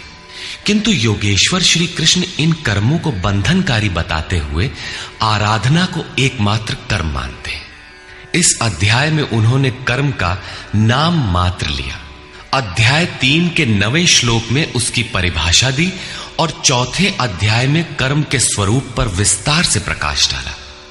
प्रस्तुत श्लोक में श्री कृष्ण ने सांसारिक परंपरा से हटकर कर्म करने की कला बताई कि कर्म तो करो, श्रद्धा पूर्वक करो, किंतु फल के अधिकार को स्वेच्छा से छोड़ दो।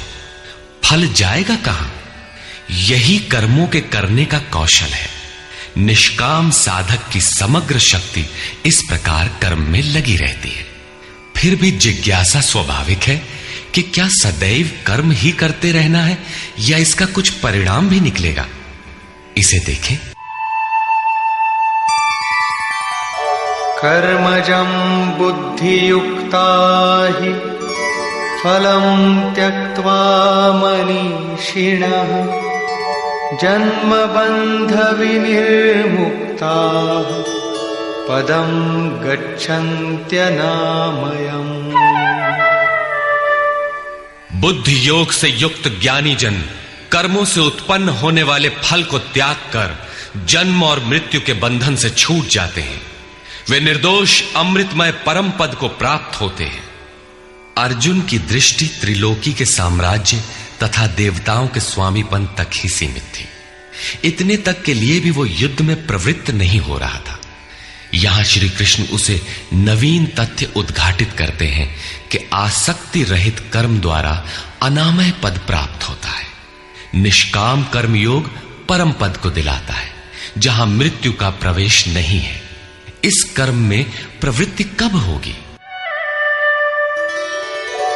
यदा ते मोह कलिलं बुद्धिर्व्यतितरिष्यति तदा गन्तासि निर्वेदं श्रोतव्यस्य श्रुतस्य च।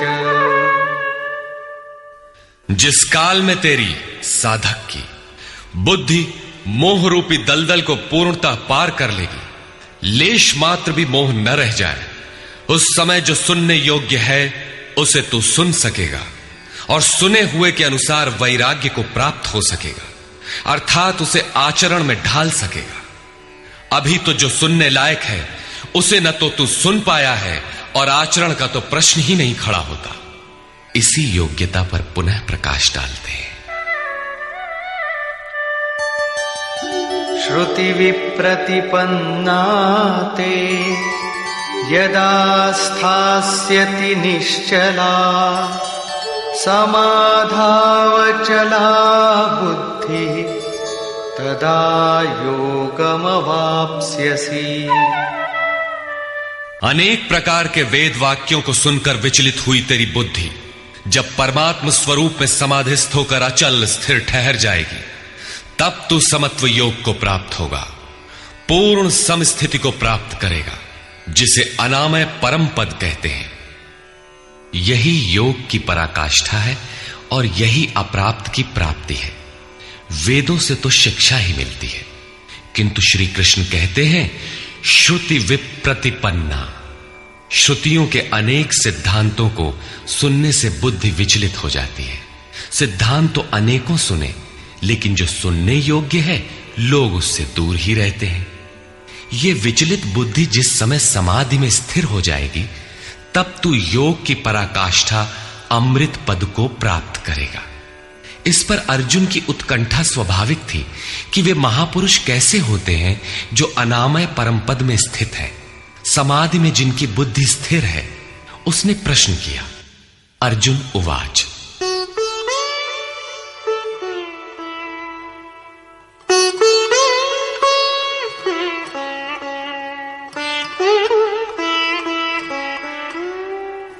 स्थितप्रज्ञस्य का भाषा समाधिस्थस्य केशव स्थितधिः किं प्रभाषेत किमासीत व्रजेत किम्।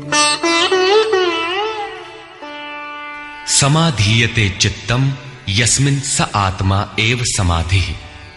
जिसमें चित्त का समाधान किया जाए वो आत्मा ही समाधि है।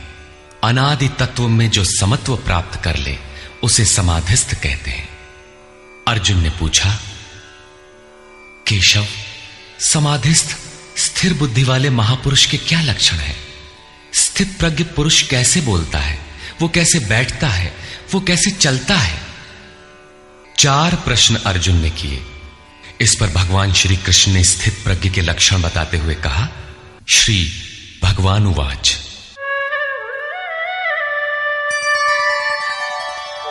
प्रजहाति यदा कामान् सर्वान् पार्थमनोगतान् आत्मन्येवात्मना तुष्टः स्थितप्रज्ञस्तदुच्यते। पार्थ, जब मनुष्य मन में स्थित संपूर्ण कामनाओं को त्याग देता है तब वो आत्मा से ही आत्मा में संतुष्ट हुआ स्थिर बुद्धि वाला कहा जाता है। कामनाओं के त्याग पर ही आत्मा का दिग्दर्शन होता है। ऐसा आत्माराम आत्मतृप्त महापुरुष ही स्थित प्रज्ञ है। दुःखेष्वनुद्विग्नमनाः सुखेषु विगतस्पृहः वीतरागभयक्रोधः स्थितधीर्मुनिरुच्यते। दैहिक, दैविक तथा भौतिक दुखों में जिसका मन उद्विग्न नहीं होता, सुखों की प्राप्ति में जिसकी स्पृहा दूर हो गई है तथा जिसके राग, भय और क्रोध नष्ट हो गए हैं, मननशीलता की चरम सीमा पर पहुंचा हुआ मुनि स्थित प्रज्ञ कहा जाता है। उसके अन्य लक्षण बताते हैं। यः सर्वत्रानभिस्नेहः तत्तत्प्राप्य शुभाशुभम् नाभिनन्दति न द्वेष्टि तस्य प्रज्ञा प्रतिष्ठिता। जो पुरुष सर्वत्र स्नेह रहित हुआ, शुभ अथवा अशुभ को प्राप्त होकर न तो प्रसन्न होता है और न द्वेष करता है, उसकी बुद्धि स्थिर है। शुभ वो है जो परमात्म स्वरूप में लगाता है, अशुभ वो है जो प्रकृति की ओर ले जाने वाला होता है। किंतु स्थित प्रज्ञ पुरुष अनुकूल परिस्थितियों से न प्रसन्न होता है और न प्रतिकूल परिस्थितियों से द्वेष करता है, क्योंकि प्राप्त होने योग्य वस्तु न उससे भिन्न है और न पतित करने वाले विकार ही उसके लिए है। अर्थात अब साधन से उसका अपना कोई प्रयोजन नहीं रहा। ऐसा व्यक्ति स्थित प्रज्ञ कहा जाता है। यदा संहरते चायम् कूर्मोऽङ्गानीव सर्वशः इन्द्रियाणीन्द्रियार्थेभ्यः तस्य प्रज्ञा प्रतिष्ठिता। जिस प्रकार कछुआ अपने अंगों को समेट लेता है, ठीक वैसे ही ये पुरुष जब सब ओर से अपने अंगों को समेट लेता है तब उसकी बुद्धि स्थिर होती है। खतरे को देखते ही कछुआ जिस प्रकार अपने सिर और पैर समेट लेता है, ठीक इसी प्रकार जो पुरुष विषयों में विचरती हुई इंद्रियों को सब ओर से समेटकर हृदय देश में निरोध कर लेता है, उस काल में उस पुरुष की बुद्धि स्थिर होती है। किंतु ये तो एक दृष्टांत मात्र है। खतरे का एहसास मिटते ही कछुआ तो अपने अंगों को पुनः फैला देता है। क्या इसी प्रकार स्थित प्रज्ञ महापुरुष भी विषयों में रस लेने लगता है? इस पर कहते हैं,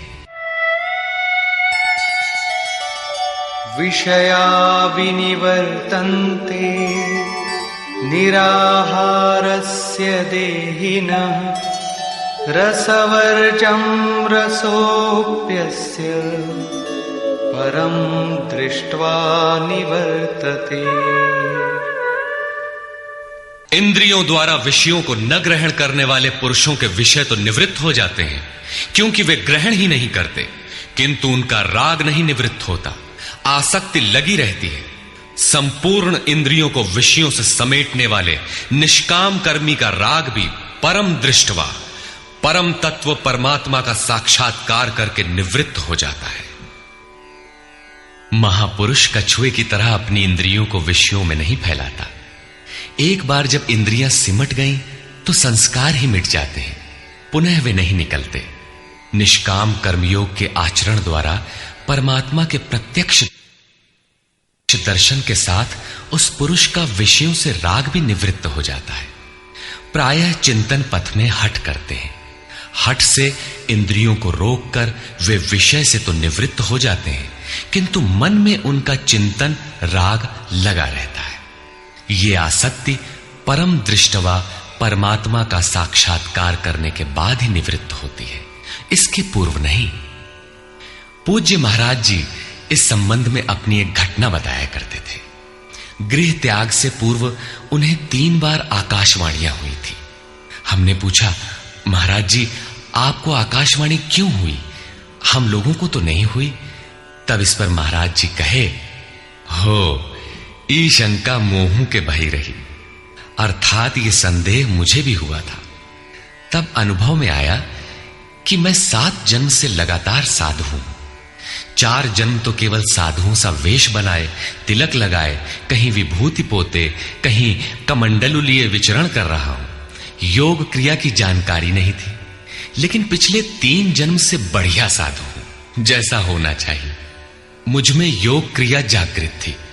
पिछले जन्म में पार लग चला था, निवृत्ति हो चली थी, किंतु 2 इच्छाएं रह गई थी, एक तो स्त्री और दूसरी गांजा। अंतर मन में इच्छाएं थीं, किंतु बाहर से हमने शरीर को दृढ़ रखा। मन में वासना लगी थी, इसलिए जन्म लेना पड़ा। जन्म लेते ही भगवान ने थोड़े ही समय में सब दिखा सुनाकर निवृत्ति दिला दी। 2-3 चटकना दिया और साधु बना दिया। ठीक यही बात श्री कृष्ण कहते हैं कि इंद्रियों द्वारा विषयों को न ग्रहण करने वाले पुरुष के भी विषय तो निवृत्त हो जाते हैं, किंतु साधना द्वारा परम पुरुष परमात्मा का साक्षात्कार कर लेने पर वो विषयों के राग से भी निवृत्त हो जाता है। अतः जब तक साक्षात्कार न हो कर्म करना है। इंद्रियों को विषयों से समेटना कठिन है। इस पर प्रकाश डालते हैं, यततो ह्यपि कौन्तेय पुरुषस्य विपश्चितः इंद्रियाणि प्रमाथीनि हरन्ति प्रसभं मनः। कौन्तेय, प्रयत्न करने वाले मेधावी पुरुष की प्रमथनशील इंद्रियां उसके मन को बलात् हर लेती हैं, विचलित कर देती हैं। इसलिए तानि सर्वाणि संयम्य युक्त आसीत मत्परः वशे हि यस्येन्द्रियाणि तस्य प्रज्ञा प्रतिष्ठिता। उन संपूर्ण इंद्रियों को संयत करके योग से युक्त और समर्पण के साथ मेरे आश्रित हो, क्योंकि जिस पुरुष की इंद्रियां वश में होती हैं उसी की बुद्धि स्थिर होती है। यहां योगेश्वर श्री कृष्ण साधन के निषेधात्मक अवयवों के साथ उसके विधेयात्मक पहलू पर जोर देते हैं। केवल संयम और निषेध से इंद्रियां वश में नहीं होती। समर्पण के साथ इष्ट चिंतन अनिवार्य है। इष्ट चिंतन के अभाव में विषय चिंतन होगा, जिसके कुपरिणाम श्री कृष्ण के ही शब्दों में देखें।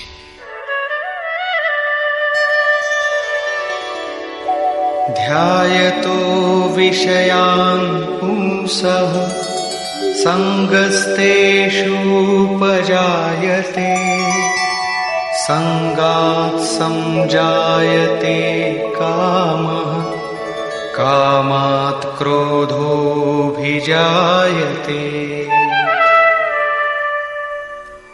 विषयों का चिंतन करने वाले पुरुष की उन विषयों में आसक्ति हो जाती है। आसक्ति से कामना उत्पन्न होती है। कामना पूर्ति में व्यवधान आने से क्रोध उत्पन्न होता है। क्रोध किसे जन्म देता है? क्रोधाद् भवति सम्मोहः सम्मोहात् स्मृतिविभ्रमः स्मृतिभ्रंशात् बुद्धिनाशो बुद्धिनाशात् प्रणश्यति। क्रोध से विशेष मूढ़ता अर्थात अविवेक उत्पन्न होता है। नित्य अनित्य वस्तु का विचार नहीं रह जाता। अविवेक से स्मरण शक्ति भ्रमित हो जाती है, जैसा अर्जुन को हुआ था। भ्रमतीव च मे मनः। गीता के समापन पर उसने कहा, नष्टो मोह स्मृतिर्लब्धा। क्या करें क्या न करें इसका निर्णय नहीं हो पाता। स्मृति भ्रमित होने से योग परायण बुद्धि नष्ट हो जाती है और बुद्धि नाश होने से ये पुरुष अपने श्रेय साधन से च्युत हो जाता है। यहां श्री कृष्ण ने बल दिया है कि विषयों का चिंतन नहीं करना चाहिए। साधक को नाम रूप लीला और धाम में ही कहीं लगे रहना चाहिए। भजन में ढील देने पर मन विषयों में जाएगा। विषयों के चिंतन से आसक्ति हो जाती है। आसक्ति से उस विषय की कामना साधक के अंतर मन में होने लगती है। कामना की पूर्ति में व्यवधान होने पर क्रोध, क्रोध से अविवेक, अविवेक से स्मृति भ्रम और स्मृति भ्रम से बुद्धि नष्ट हो जाती है। निष्काम कर्म योग को बुद्धि योग कहा जाता है, क्योंकि बुद्धि स्तर पर इसमें विचार रखना चाहिए कि कामनाएं न आने पाए। फल है ही नहीं। कामना आने से यह बुद्धि योग नष्ट हो जाता है। साधन करिय विचारहीन मन शुद्ध होए नहीं तैसे। विचार आवश्यक है। विचार शून्य पुरुष श्रेय साधन से नीचे गिर जाता है। साधन क्रम टूट जाता है, सर्वथा नष्ट नहीं होता। भोग के पश्चात साधन वहीं से पुनः आरंभ होता है जहां अवरुद्ध हुआ था। ये तो विषयाभिमुख साधक की गति है। स्वाधीन अंतःकरण वाला साधक किस गति को प्राप्त होता है? इस पर श्री कृष्ण कहते हैं, रागद्वेष वियुक्तैस्तु विषयानिन्द्रियैश्चरन् आत्मवश्यैर्विधेयात्मा प्रसादमधिगच्छति। आत्मा की विधि को प्राप्त प्रत्यक्षदर्शी महापुरुष राग द्वेष से रहित वश में की हुई अपनी इंद्रियों द्वारा विषयान चरण, विषयों में विचरता हुआ भी प्रसाद मधिगच्छति, अंतःकरण की निर्मलता को प्राप्त होता है। वो अपनी भाव दृष्टि में रहता है। महापुरुष के लिए विधि निषेध नहीं रह जाते। उसके लिए कहीं अशुभ नहीं रहता जिससे वो बचाव करे, तथा उसके लिए कोई शुभ शेष नहीं रह जाता जिसकी वो कामना करे।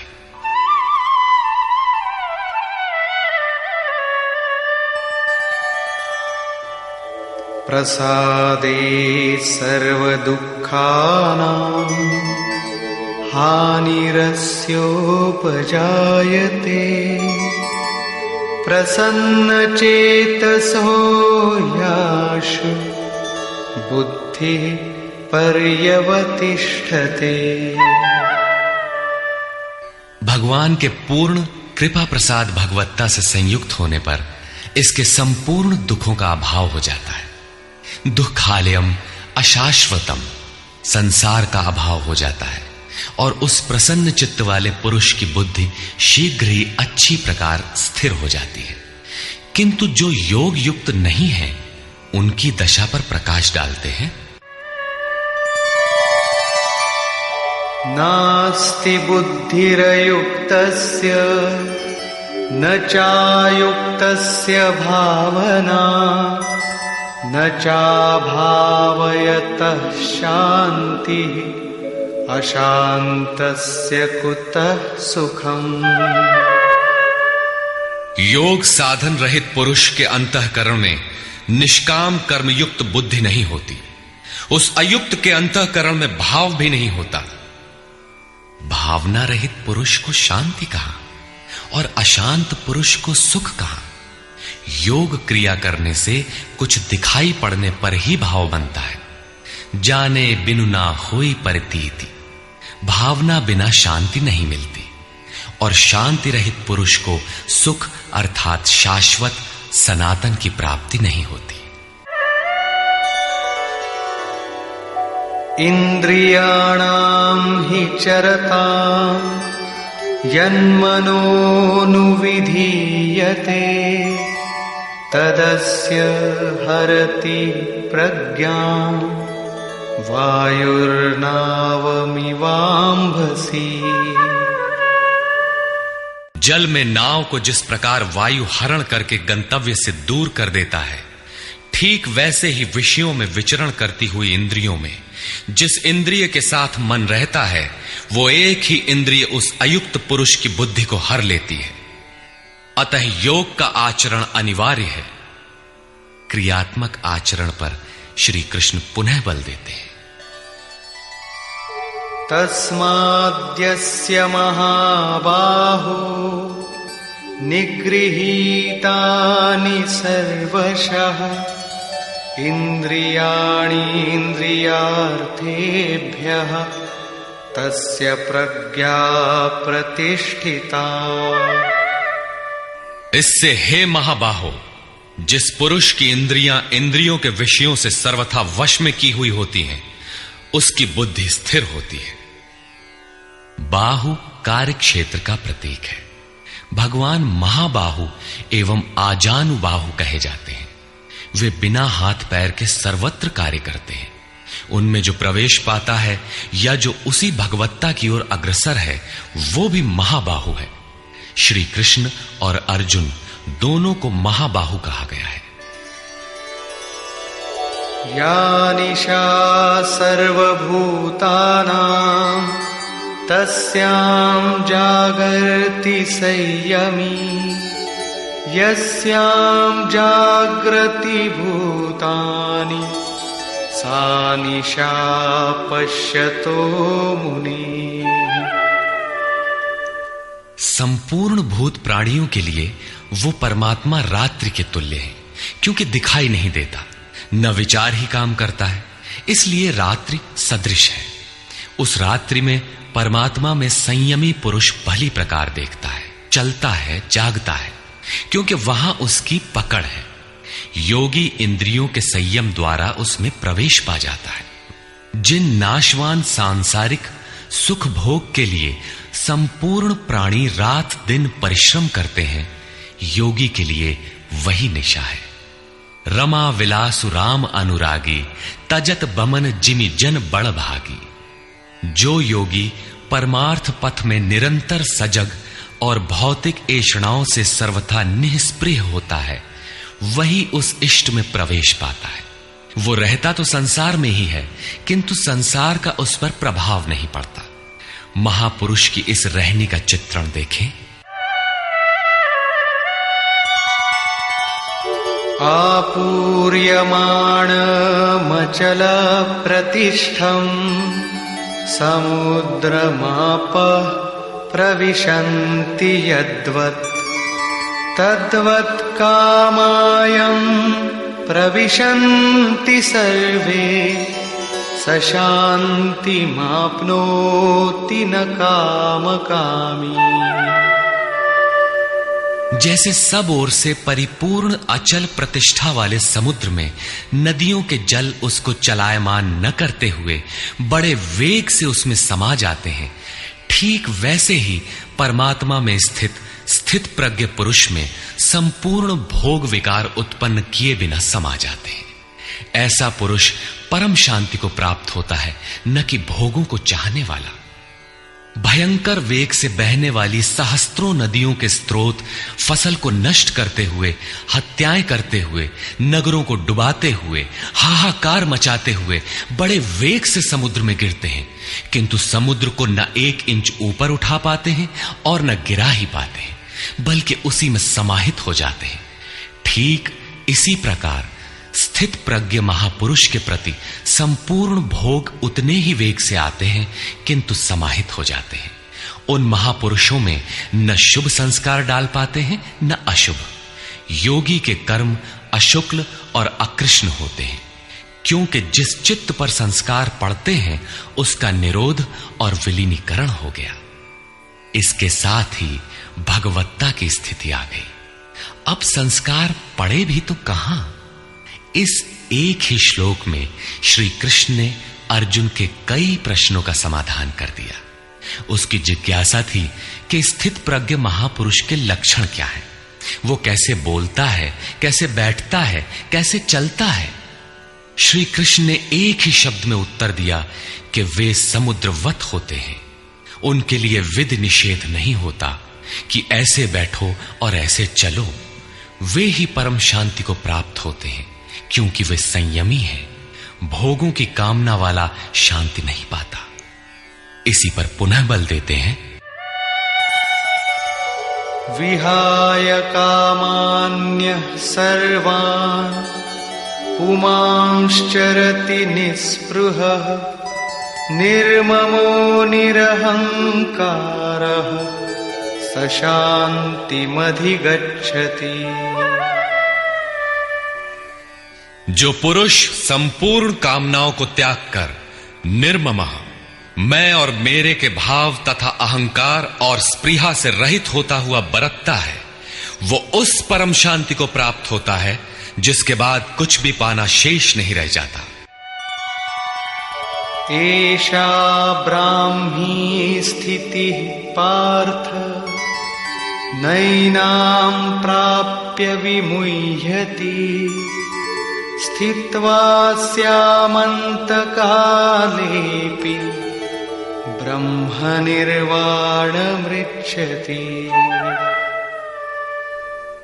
पार्थ, उपर्युक्त स्थिति ब्रह्म को प्राप्त हुए पुरुष की स्थिति है।